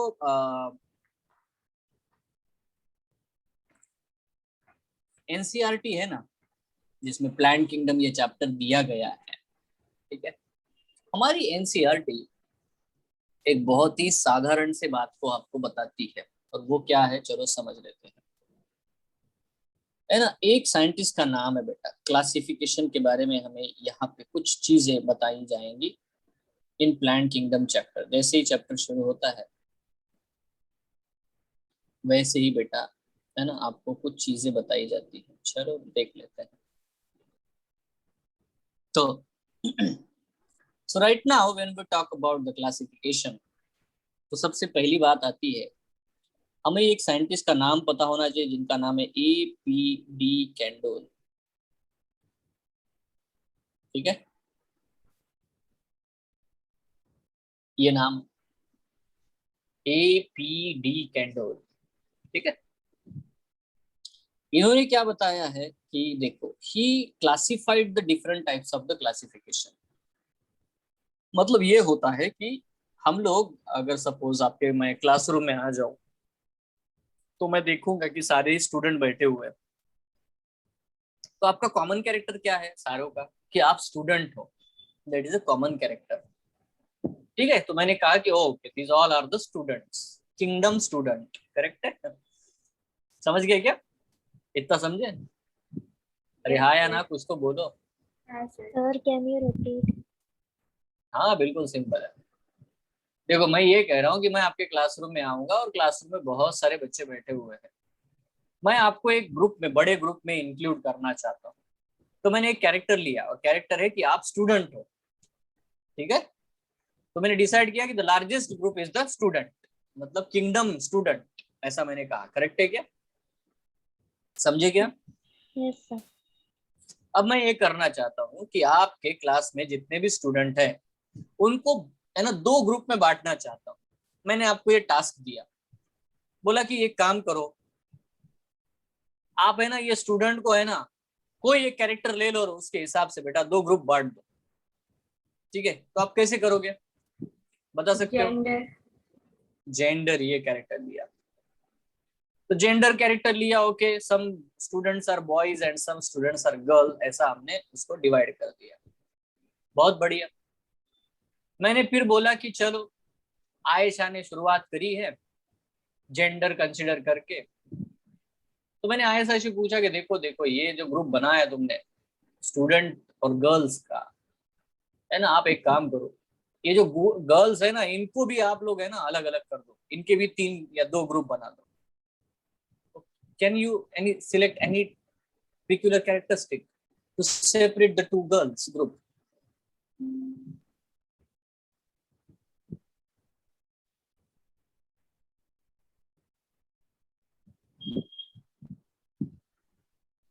Hair चलिए color. क्या हुआ, 1 मिनट, मेरा आवाज आ रहा है?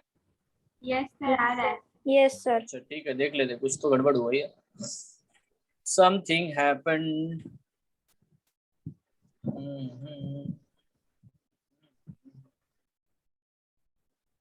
Got it.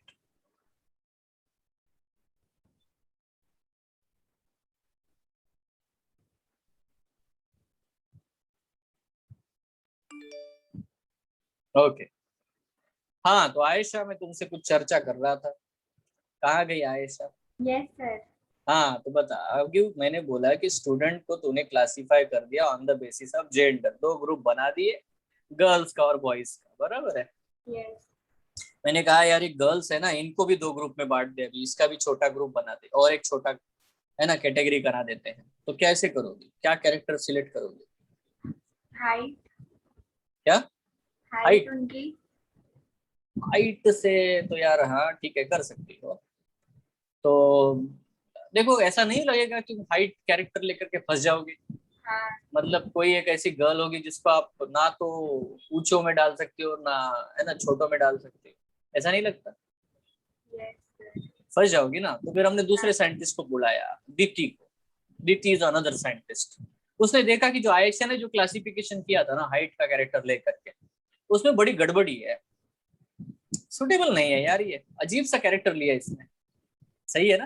यस तो सर। दीप्ति दीप्ति तुम बेटा कौन सा दूसरा कैरेक्टर लोगी हाइट के अलावा, टू करेक्ट दिस क्लासिफिकेशन?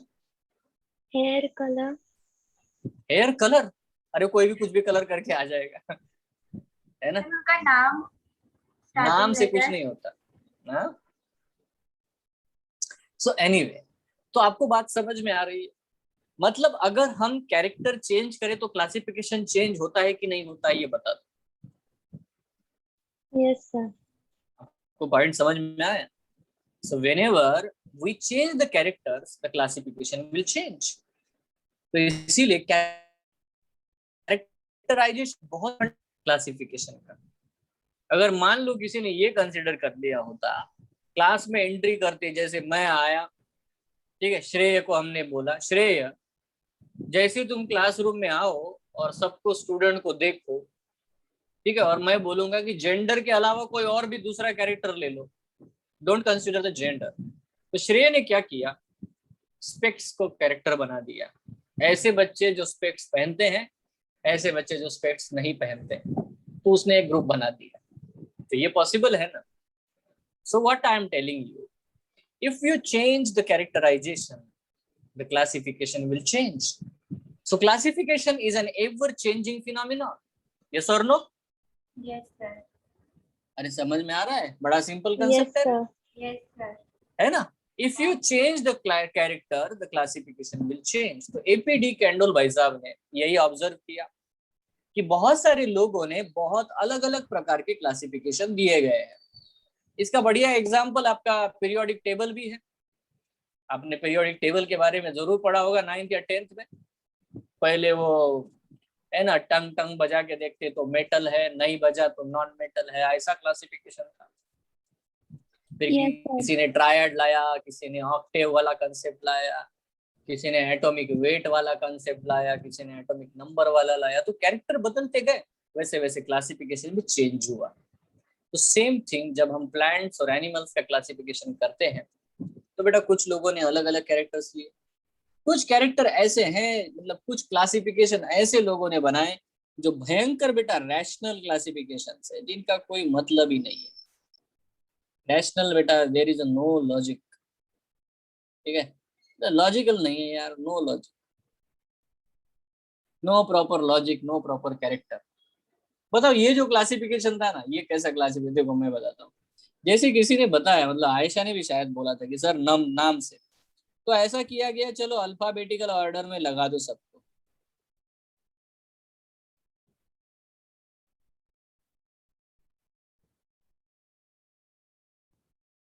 ठीक है, मतलब इसके कितने ग्रुप बनेंगे, जिन प्लांट का ऑर्गेनिज्म का नाम ए से शुरू होता है उनका एक ग्रुप, बी से शुरू होता है उनका एक। तो यार ऐसा क्लासिफिकेशन कौन से लॉजिक में बैठता है बताओ, है ना, ऐसा क्लासिफिकेशन किसी लॉजिक में नहीं बैठता, ठीक है। क्योंकि देखो एनिमल, प्लांट, बैक्टीरिया, किसी को भी आप ए के नाम से एक जगह जमा करोगे तो कैसा लगेगा classification. So this is very very, है ना, dangerous type of the classification, ठीक है। थोड़ी देर के लिए यूज करने में अच्छा है, मजा है, ठीक है ना, थोड़ा कन्वीनियंस मिल जाता है, but it's not a good classification, ठीक है। एक और जिसको हम लोग बोलते हैं ना इकोनॉमिकल, इकोनॉमिकल, ठीक है, क्लासिफिकेशन। इकोनॉमिकल मतलब देखो कुछ लोगों ने क्लासिफिकेशन कैसे किया, जैसे कि ऑयल यील्डिंग प्लांट। अभी ऑयल यील्डिंग प्लांट मतलब जैसे कि coconut, groundnut, sunflower, etcetera etcetera etcetera, बहुत सारे, कैस्टर है, ये है वो है, ठीक है। So lot of plants are classified as oil yielding plants, correct. तो फिर किसी ने बोला कि चलो हाँ दूसरा भी एक ले लेते, फाइबर यील्डिंग प्लांट, जिनसे फाइबर मिलता है, तो फिर से आया coconut, sunn hemp, cotton and etcetera etcetera etcetera. फिर किसी ने बोला चलो medicinal plant, okay medicinal plant, turmeric, ठीक है, बहुत सारे, फिर एक्सेट्रा एक्सेट्रा एक्सेट्रा, बहुत सारे हैं, ठीक है, एसोफ्टिडा एंड ऑल, जो भी आपको चाहिए, बहुत सारे मेडिसिनल प्लांट है। देन किसी ने बोला स्पाइसेस, ओके, अगेन बेटा टर्मेरिक। तो आपको बात नजर आ रही है, turmeric and coconut also used as spices, खोबरा, कोकन में जल खोबरा डाल देते हर चीज में, ठीक है। तो यहाँ थोड़ा सा ध्यान से देख लो कि ये क्लासिफिकेशन भी बड़ा ही वंडरफुल क्लासिफिकेशन है। हर एक ग्रुप में, है ना, मतलब इंडिविजुअल जो प्लांट होते हैं वो हर एक ग्रुप में आ रहे हैं, मतलब रिपीट हो रहे हैं। अरे यार ऐसा रिपीट होंगे तो कितना भयंकर कंफ्यूजन होगा, तो इसका क्लासिफिकेशन का मतलब है, इस क्लासिफिकेशन का कोई मतलब नहीं है, इसलिए ये क्लासिफिकेशन, है ना, साइंटिफिक लॉजिक में बिल्कुल नहीं बैठते। So they have a no scientific logic, ठीक है। So this type of the classification were rational, very old, ठीक है। जैसे वो मेटल, टंग टंग बजाओ आवाज आती है तो मेटल, है ना, मारो तो बेटा फूट जाएगा तो नॉन मेटल, वो जो वैस उस तरह का जो क्लासिफिकेशन है, वो प्रीवियस वेज में कैसे तो भी लोग यूज करते थे, ठीक है। बट उसके बाद में बेटा यहाँ पे अब थोड़ा सा साइंटिफिक वे में आते हैं। एक क्लासिफिकेशन है जहां पे हम लोग कहते हैं उसको हम artificial classification.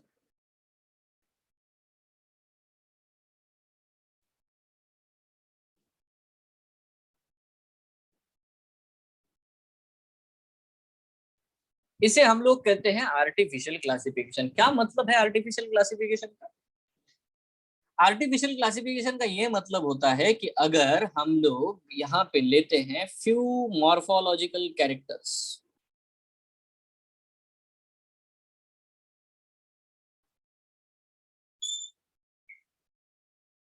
Few morphological characters.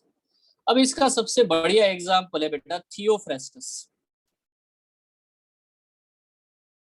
जिनको हम लोग फादर ऑफ बॉटनी भी कहते हैं, थियोफ्रेस्टस, ठीक है, फादर ऑफ बॉटनी, करेक्ट है। ये भाई साहब ने प्लांट का क्लासिफाई किया on the basis of the height. देखो आयशा तुम अकेली नहीं हो, बहुत बड़े बड़े लोग है ना तुम्हारे जैसी सोच रखते हैं, हाइट, है ना। सो यहाँ देखो, तो ये देखो हाइट का कैरेक्टर ले लिया भाई साहब ने, बोले कि 4 ग्रुप बना दो, क्या क्या ग्रुप बना दे, ये तो एक तो जो सबसे टॉलर है उनको ट्रीज बोलो, उनसे छोटे से है तो उनको बेटा बोल दो श्रब, उससे भी छोटे हैं तो बोल दो अंडर श्रब, और एकदम छोटे छोटे पौधे हैं तो बोल दो हर्ब। हो गया कार्यक्रम। 4 ग्रुप में बेटा प्लांट्स का क्लासिफिकेशन कर दिया। और कितने कैरेक्टर लिए? एक, वो भी ऊपर से दिखने वाला मॉर्फोलॉजिकल कैरेक्टर, एक्सटर्नल कैरेक्टर लिया। तो बेटा ऐसा कैरेक्टर डेफिनेटली एक आर्टिफिशियल कैरेक्टर है।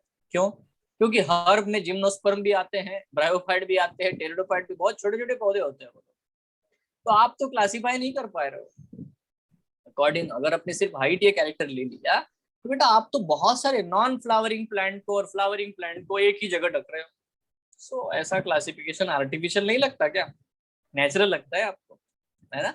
It's an artificial classification. Even जो हमारे कार्लस लीनियस थे, कार्ल लीन, ओके, कार्ल लीन है ना, कार्लस लीनियस, जिनको हम लोग फादर ऑफ टेक्सोनॉमी कहते हैं, ठीक है, ये जो भाई साहब है, इनका भी जो क्लासिफिकेशन है, ये भी एक कैरेक्टर उन्होंने लिया। वो क्या किया उन्होंने? Number of स्टेमन in flower.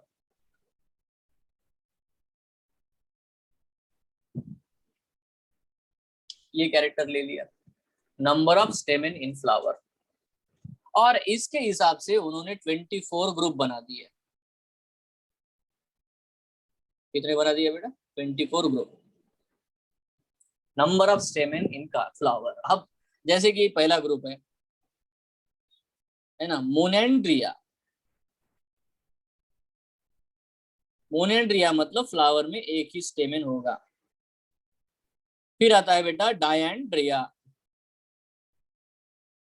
इसका मतलब फ्लावर में 2 स्टेमन होंगे। लाइक दैट उन्होंने क्लासिफिकेशन करना शुरू किया।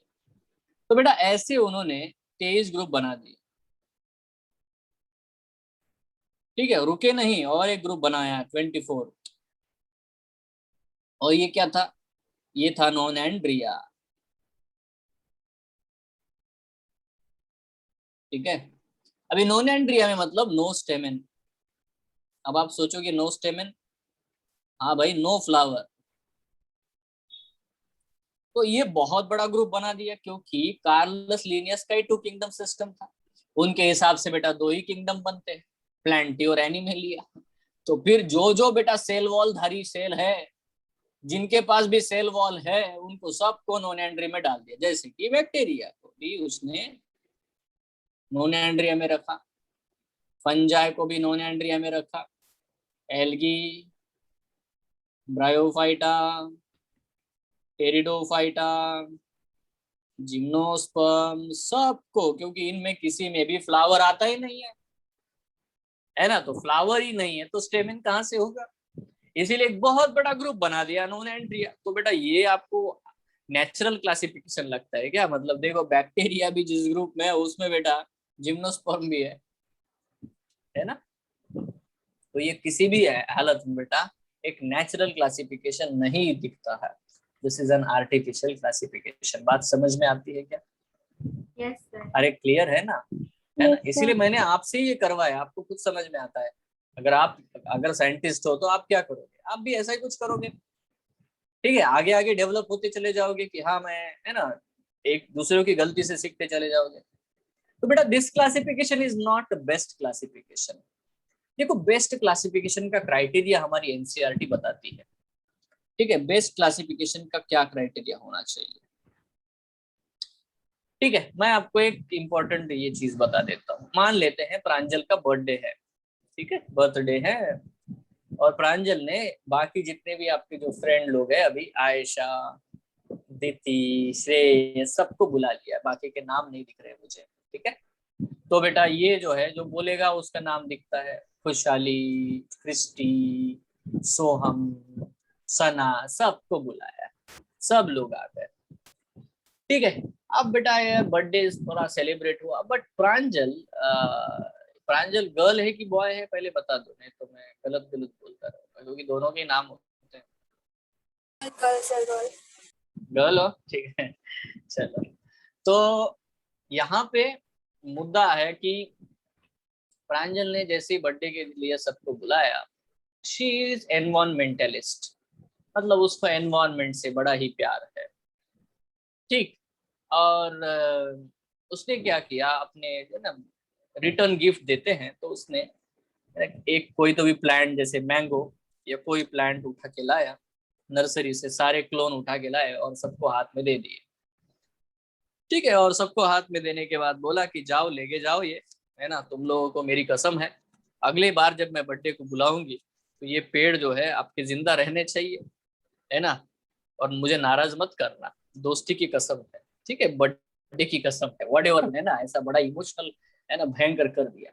तो सब लोग एग्री हो गए, बोले ठीक है मान लेते हैं, ठीक है। बट द थिंग इज कि दीति प्रांजल की बहुत बढ़िया दोस्त है, एकदम भयंकर, है ना। तो क्या हुआ कि सब लोग अपने अपने घर वो पेड़ पौधे लेके चले गए, सबने अपने अपने आंगन में वो पेड़ पौधे लगाए। बट दीति क्योंकि बहुत जबरदस्त फ्रेंड है तो उसने कहा कि यार मेरी बहुत अच्छी फ्रेंड का बर्थडे का गिफ्ट है तो मैं इसको अपने कमरे में लगाती हूँ, और खिड़की के पास रख दिया। नाउ 1 ईयर के बाद में जब प्लांट ग्रो हुआ, प्रांजल भी ग्रो हुई, ठीक है, 1 साल बढ़ गया, तो डेफिनेटली बेटा प्लांट सबने वापस लाए on the birthday of the Pranjal, है ना। ऑल्दो सब ने प्लांट जो लाए थे वो वही प्लांट थे, दीति ने भी जो प्लांट लाया वो वही प्लांट था जो प्रांजल ने दिया है, बट उसका प्लांट बिल्कुल अलग दिख रहा है।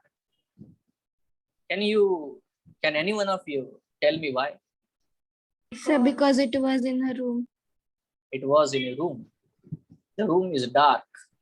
और आपको पता होगा कि जब भी प्लांट्स को आप डार्क में रखोगे तो उनकी ग्रोथ जो है ना बड़ी फटाफट होती है, वो एकदम से इलोंगेट होने लगते हैं, उनके लीव्स इलोंगेट होते हैं, वो कर्व हो जाते हैं, लाइट के सोर्स को ढूंढने लगते हैं, उनके लीव्स येलो हो जाते हैं और बिल्कुल अलग दिखते हैं, जो नॉर्मल लीव प्लांट होता है ना उससे बिल्कुल अलग दिखने लग जाते हैं। तो आपको ये समझना है कि कोई भी अगर प्लांट को बेटा 1 साल में 1 ईयर में उसके 1 साल में अगर थोड़ा भी एनवायरनमेंट चेंज किया तो बदल जाता है, बराबर है। तो इवोल्यूशन के टाइम में बेटा जो भी वेजिटेटिव कैरेक्टर है वो ज्यादा दिनों तक टिकते हैं क्या? वो चेंज हो सकते हैं कि नहीं हो सकते? Yes, sir. ठीक है, बट जो प्लांट दीति ने लाया था उसके ऊपर जो फ्लावर आएंगे ना, और बाकी जिन्होंने जो भी प्लांट लाया सबके ऊपर जो फ्लावर आएंगे वो नहीं बदलेगा, चाहे उसने उसको डार्क में क्यों ना रखा हो। ठीक है, तो बात समझो कि floral character, reproductive character evolution time scale पे ज्यादा टिकते हैं, ज्यादा कंजर्व होते हैं as a compare to the vegetative characters. कितने लोगों को समझ में आया कंसेप्ट क्या है? अगर जब भी आप क्लासिफिकेशन करना चाहते हो और अगर आपने रूट को, स्टेम को, लीफ को बहुत ज्यादा इंपॉर्टेंस दिया तो बेटा आपका क्लासिफिकेशन ज्यादा लॉन्ग टर्म टिकने वाला नहीं है, क्योंकि वो कैरेक्टर ज्यादा देर तक प्रॉपरली टिकेंगे इसकी गारंटी नहीं है। नेहा क्लियर है? नेहा कुछ पूछना चाहती है? No, sir. You asked, that's why I raised him. Okay, ठीक है। बट अगर आपने क्लासिफिकेशन फ्लावर के बेस पे कर दिया, रिप्रोडक्टिव कैरेक्टर्स के ऊपर कर दिया, तो बेटा वो वाला क्लासिफिकेशन लॉन्ग टर्म होगा। तो हमारी एनसीईआरटी बेस्ट क्लासिफिकेशन का क्राइटेरिया क्या देती है? The classification which gives more importance to the reproductive characters than the vegetative character। बात समझ में आती है क्या? Yes, sir. है ना।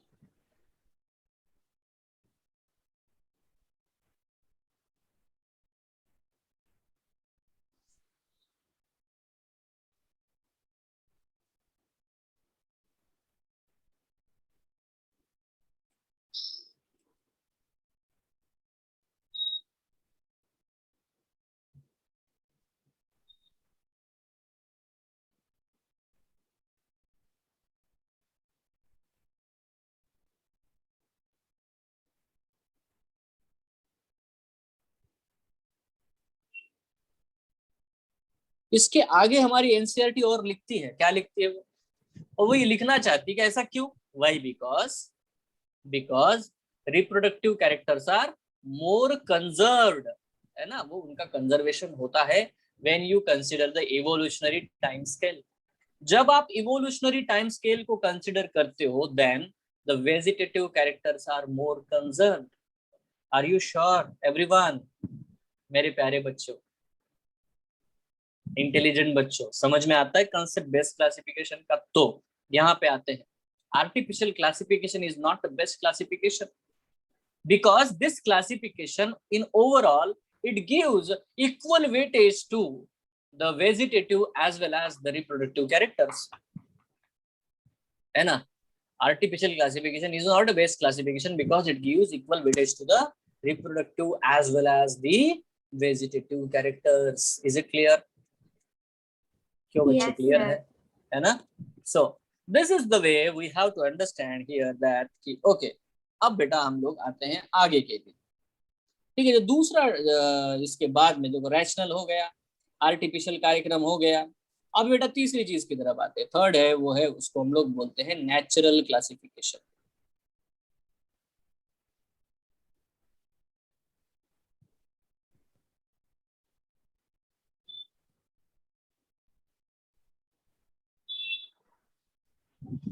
अभी नेचुरल क्लासिफिकेशन का क्या मतलब है बच्चों? नेचुरल क्लासिफिकेशन का मतलब है कि इट गिव्स, है ना, few characters with natural affinity.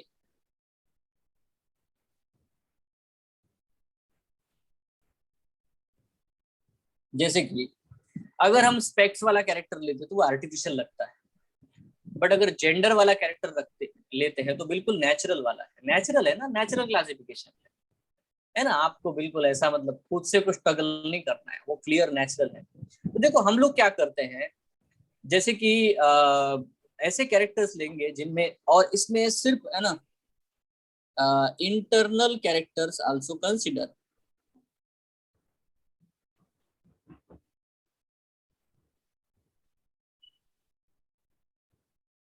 जैसे कि बियॉन्ड हम लोग जाएंगे, बियॉन्ड जाएंगे मतलब सिर्फ ऊपर ऊपर से मार्फोलॉजिकल कैरेक्टर्स नहीं देखेंगे. हम लोग ऐसे कैरेक्टर देखेंगे जो कि बेटा बहुत नेचुरली उनका ग्रुप बनाते हैं, जैसे कि फ्लावर्स आना. ठीक है, अभी मैंने एंजियोस्पर्म ये ग्रुप बना दिया क्योंकि सब में फ्लावर्स आते हैं विदाउट एनी एक्सेप्शन, है ना. चाहे वो पैरासिटिक हो, चाहे इंसेक्टिवोरस हो, चाहे वो कैक्टस हो, चलेगा, बट सब में फ्लावर आते हैं. तो फ्लावर आने का कैरेक्टर सब में दिख रहा है, इसीलिए वो एंजियोस्पर्म है. बात क्लियर है क्या? समझ रहे हो, है ना. तो ये बिल्कुल नेचुरल एफिनिटी वाला कैरेक्टर मैं लेता हूँ. तो यही काम बेटा इन्होंने किया. बोले कि ऐसे ऐसे कैरेक्टर ले लो, चाहे वो इंटरनल है तो भी चलेगा, चाहे बेटा वो फिजियोलॉजिकल कैरेक्टर है तो भी चलेगा, है ना. तो भी बेटा ऐसे कैरेक्टर्स ले लो जो कि जिनमें नेचुरल एफिनिटी हो, जिसमें ऐसा ना लगे कि यार ये जबरदस्ती उठा के लिए. ठीक है, तो इसको प्रपोज करने वाले जो साइंटिस्ट थे बेटा, उनका नाम था बेंथम एंड हुकर. ठीक है, बेंथम एंड हुकर. तो बेंथम एंड हुकर ये जो भाई साहब है, इन दोनों ने ही मिल करके ये नेचुरल क्लासिफिकेशन को प्रपोज किया. बाद में बहुत सारे लोग इसमें मदद करते हैं. ठीक है, तो देखो अगर आपको नोटिस करना हो तो थियोफ्रास्टस भाई साहब जो थे, इन्होंने एक बुक लिखी थी जिनका नाम था बेटा हिस्टोरिया प्लांटारम. थियोफ्रास्टस का बुक कौन सा था बेटा? हिस्टोरिया प्लांटारम. बड़ा ही ऐतिहासिक है ना बुक लिखी. उसके बाद में बेटा ये जो लीनियस भाई साहब है, कार्लस लीनियस, है ना, इन्होंने एक बुक लिखी थी जिसका नाम था बेटा स्पीसीज प्लांटारम. यू नो दिस, है ना, स्पीसीज प्लांटारम. तो फिर बेटा बेंथम एंड हुकर भाई साहब लोगों ने बुक लिखी जिसका नाम है जेनेरा प्लांटारम. देखो धूम 1, धूम 2, धूम 3 निकल रहा है, सीरीज निकल रहा है, सीरीज 1, सीरीज 2, है कि नहीं. गेम ऑफ थ्रोन, जीओटी आ रहा है 1, सीरीज 2, सीरीज 3, है कि नहीं. वैसे वैसे हो रहा है बेटा. एक निकाल रहा है हिस्टोरिया प्लांटारम, फिर स्पीसीज प्लांटारम, फिर जेनेरा प्लांटारम. इतना आसान है याद रखना, है कि नहीं, क्योंकि वो 1 बाय 1 एक के बाद एक आ रहे हैं. तो देखो इनकी क्लासिफिकेशन को मैं, it is the best classification by. अभी एक टर्म में आप समझ जाओ ये बेस्ट क्लासिफिकेशन, इसका मतलब क्या क्या मतलब हुआ, सब लोग बताओ. तो बेस्ट क्लासिफिकेशन है ये वाला. इन्होंने कौन से कैरेक्टर को ज्यादा वेटेज दिया होगा, है ना. They gave more weightage to the reproductive character. उन्होंने फ्लावर के कैरेक्टर को ज्यादा इंपॉर्टेंस दिया. Why? Because they classified only flowering plant.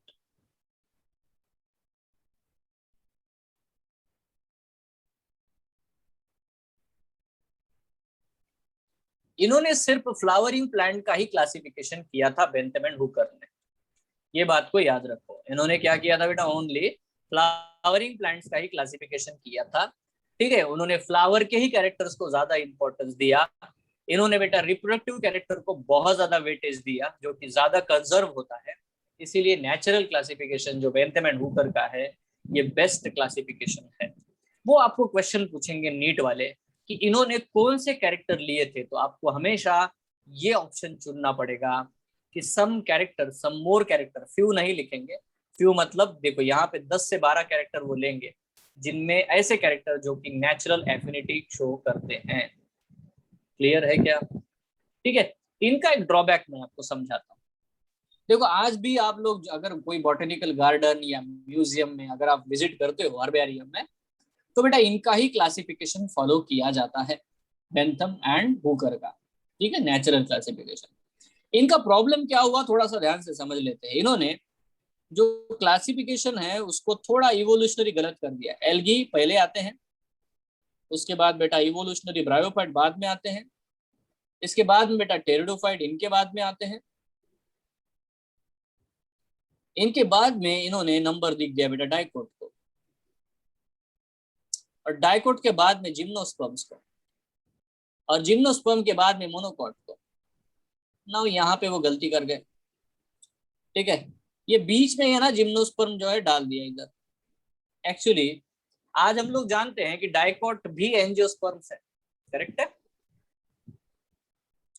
तो डाइकोट, जिम्नोस्पर्म, मोनोकॉट, ऐसी वो गलती कर गए। तो इवोल्यूशनरी हिसाब से इनका थोड़ा सा गलती था बेंथम एंड हुकर का। Are you sure? है ना। तो इस चीज को करेक्ट करने के लिए हमारे पास में एक और क्लासिफिकेशन आता है, जिसको हम लोग बोलते हैं बच्चों फाइलोजेनेटिक क्लासिफिकेशन।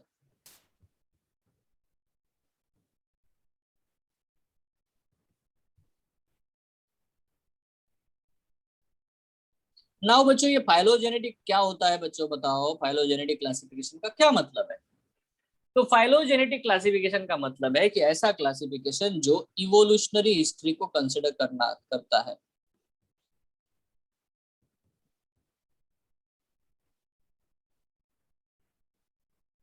ठीक है, ये क्या कंसिडर करता है बेटा, इवोल्यूशनरी रिलेशनशिप को कंसिडर करता है।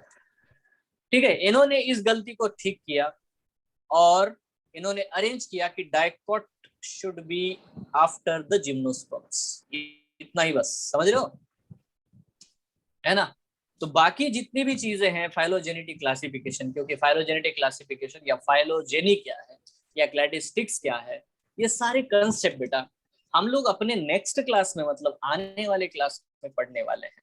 आज मैं यहीं पे इसको रोकता हूँ, ठीक है। इतना चीज यहाँ पे बेटा रोकते हैं हम लोग। फाइलोजेनेटिक क्लासिफिकेशन और भी कुछ क्लासिफिकेशन के तरीके हैं जो हमारी एनसीईआरटी मेंशन करती है, जिसको हम लोग न्यूमेरिक टैक्सोनॉमी कहते हैं। उसके बाद साइटोटैक्सोनॉमी है, उसके बाद बेटा केमोटैक्सोनॉमी है। ये सारी चीजों को बेटा हम लोग देखेंगे, कवर करेंगे, ठीक है। और नेक्स्ट क्लास में ही हम लोग एल्गी को पढ़ना शुरू करेंगे, ठीक है। क्योंकि ये हो जाएगा तो एल्गी, फिर ब्रायोफाइट, फिर टेरिडोफाइट, फिर जिम्नोस्पर्म, ठीक है, और फिर एंजियोस्पर्म्स, ठीक है। सबको हम लोगों को इंडिविजुअली पढ़ना है, सबके एग्जाम्पल्स, सबका लाइफ साइकिल, ठीक है, और सबके सिग्निफिकेंस। इतनी चीजें बेटा जो भी क्वेश्चंस हमारे नीड में पूछे जाते हैं उनकी तैयारी करनी है। क्लियर? तो आज के लिए बस इतना ही प्यारे बच्चों। Thank you, have a nice night, good night. ठीक है, कुछ पूछना है तो आप पूछ सकते हो। Thank you so much, sir. Sir, can you send क्या बेटा? this PDF? Yes, why not. Thank you, but sir. एक काम कर देना, इसको पूरा हो जाने देते। पूरा मतलब इसका जो आगे का जो पोर्शन है ना, कीमो टैक्सोनॉमी वगैरह, तो वो थोड़ा सा आपको क्या होगा, टूट टूट के मिलेगा तो सही नहीं लगेगा। सही है? Yes, sir. चल ओके, बढ़िया है। Bye, sir. Thank you, sir. Bye bye bye. Bye, sir. Thank you, Thank you, sir. sir. Hi, sir. Thank you.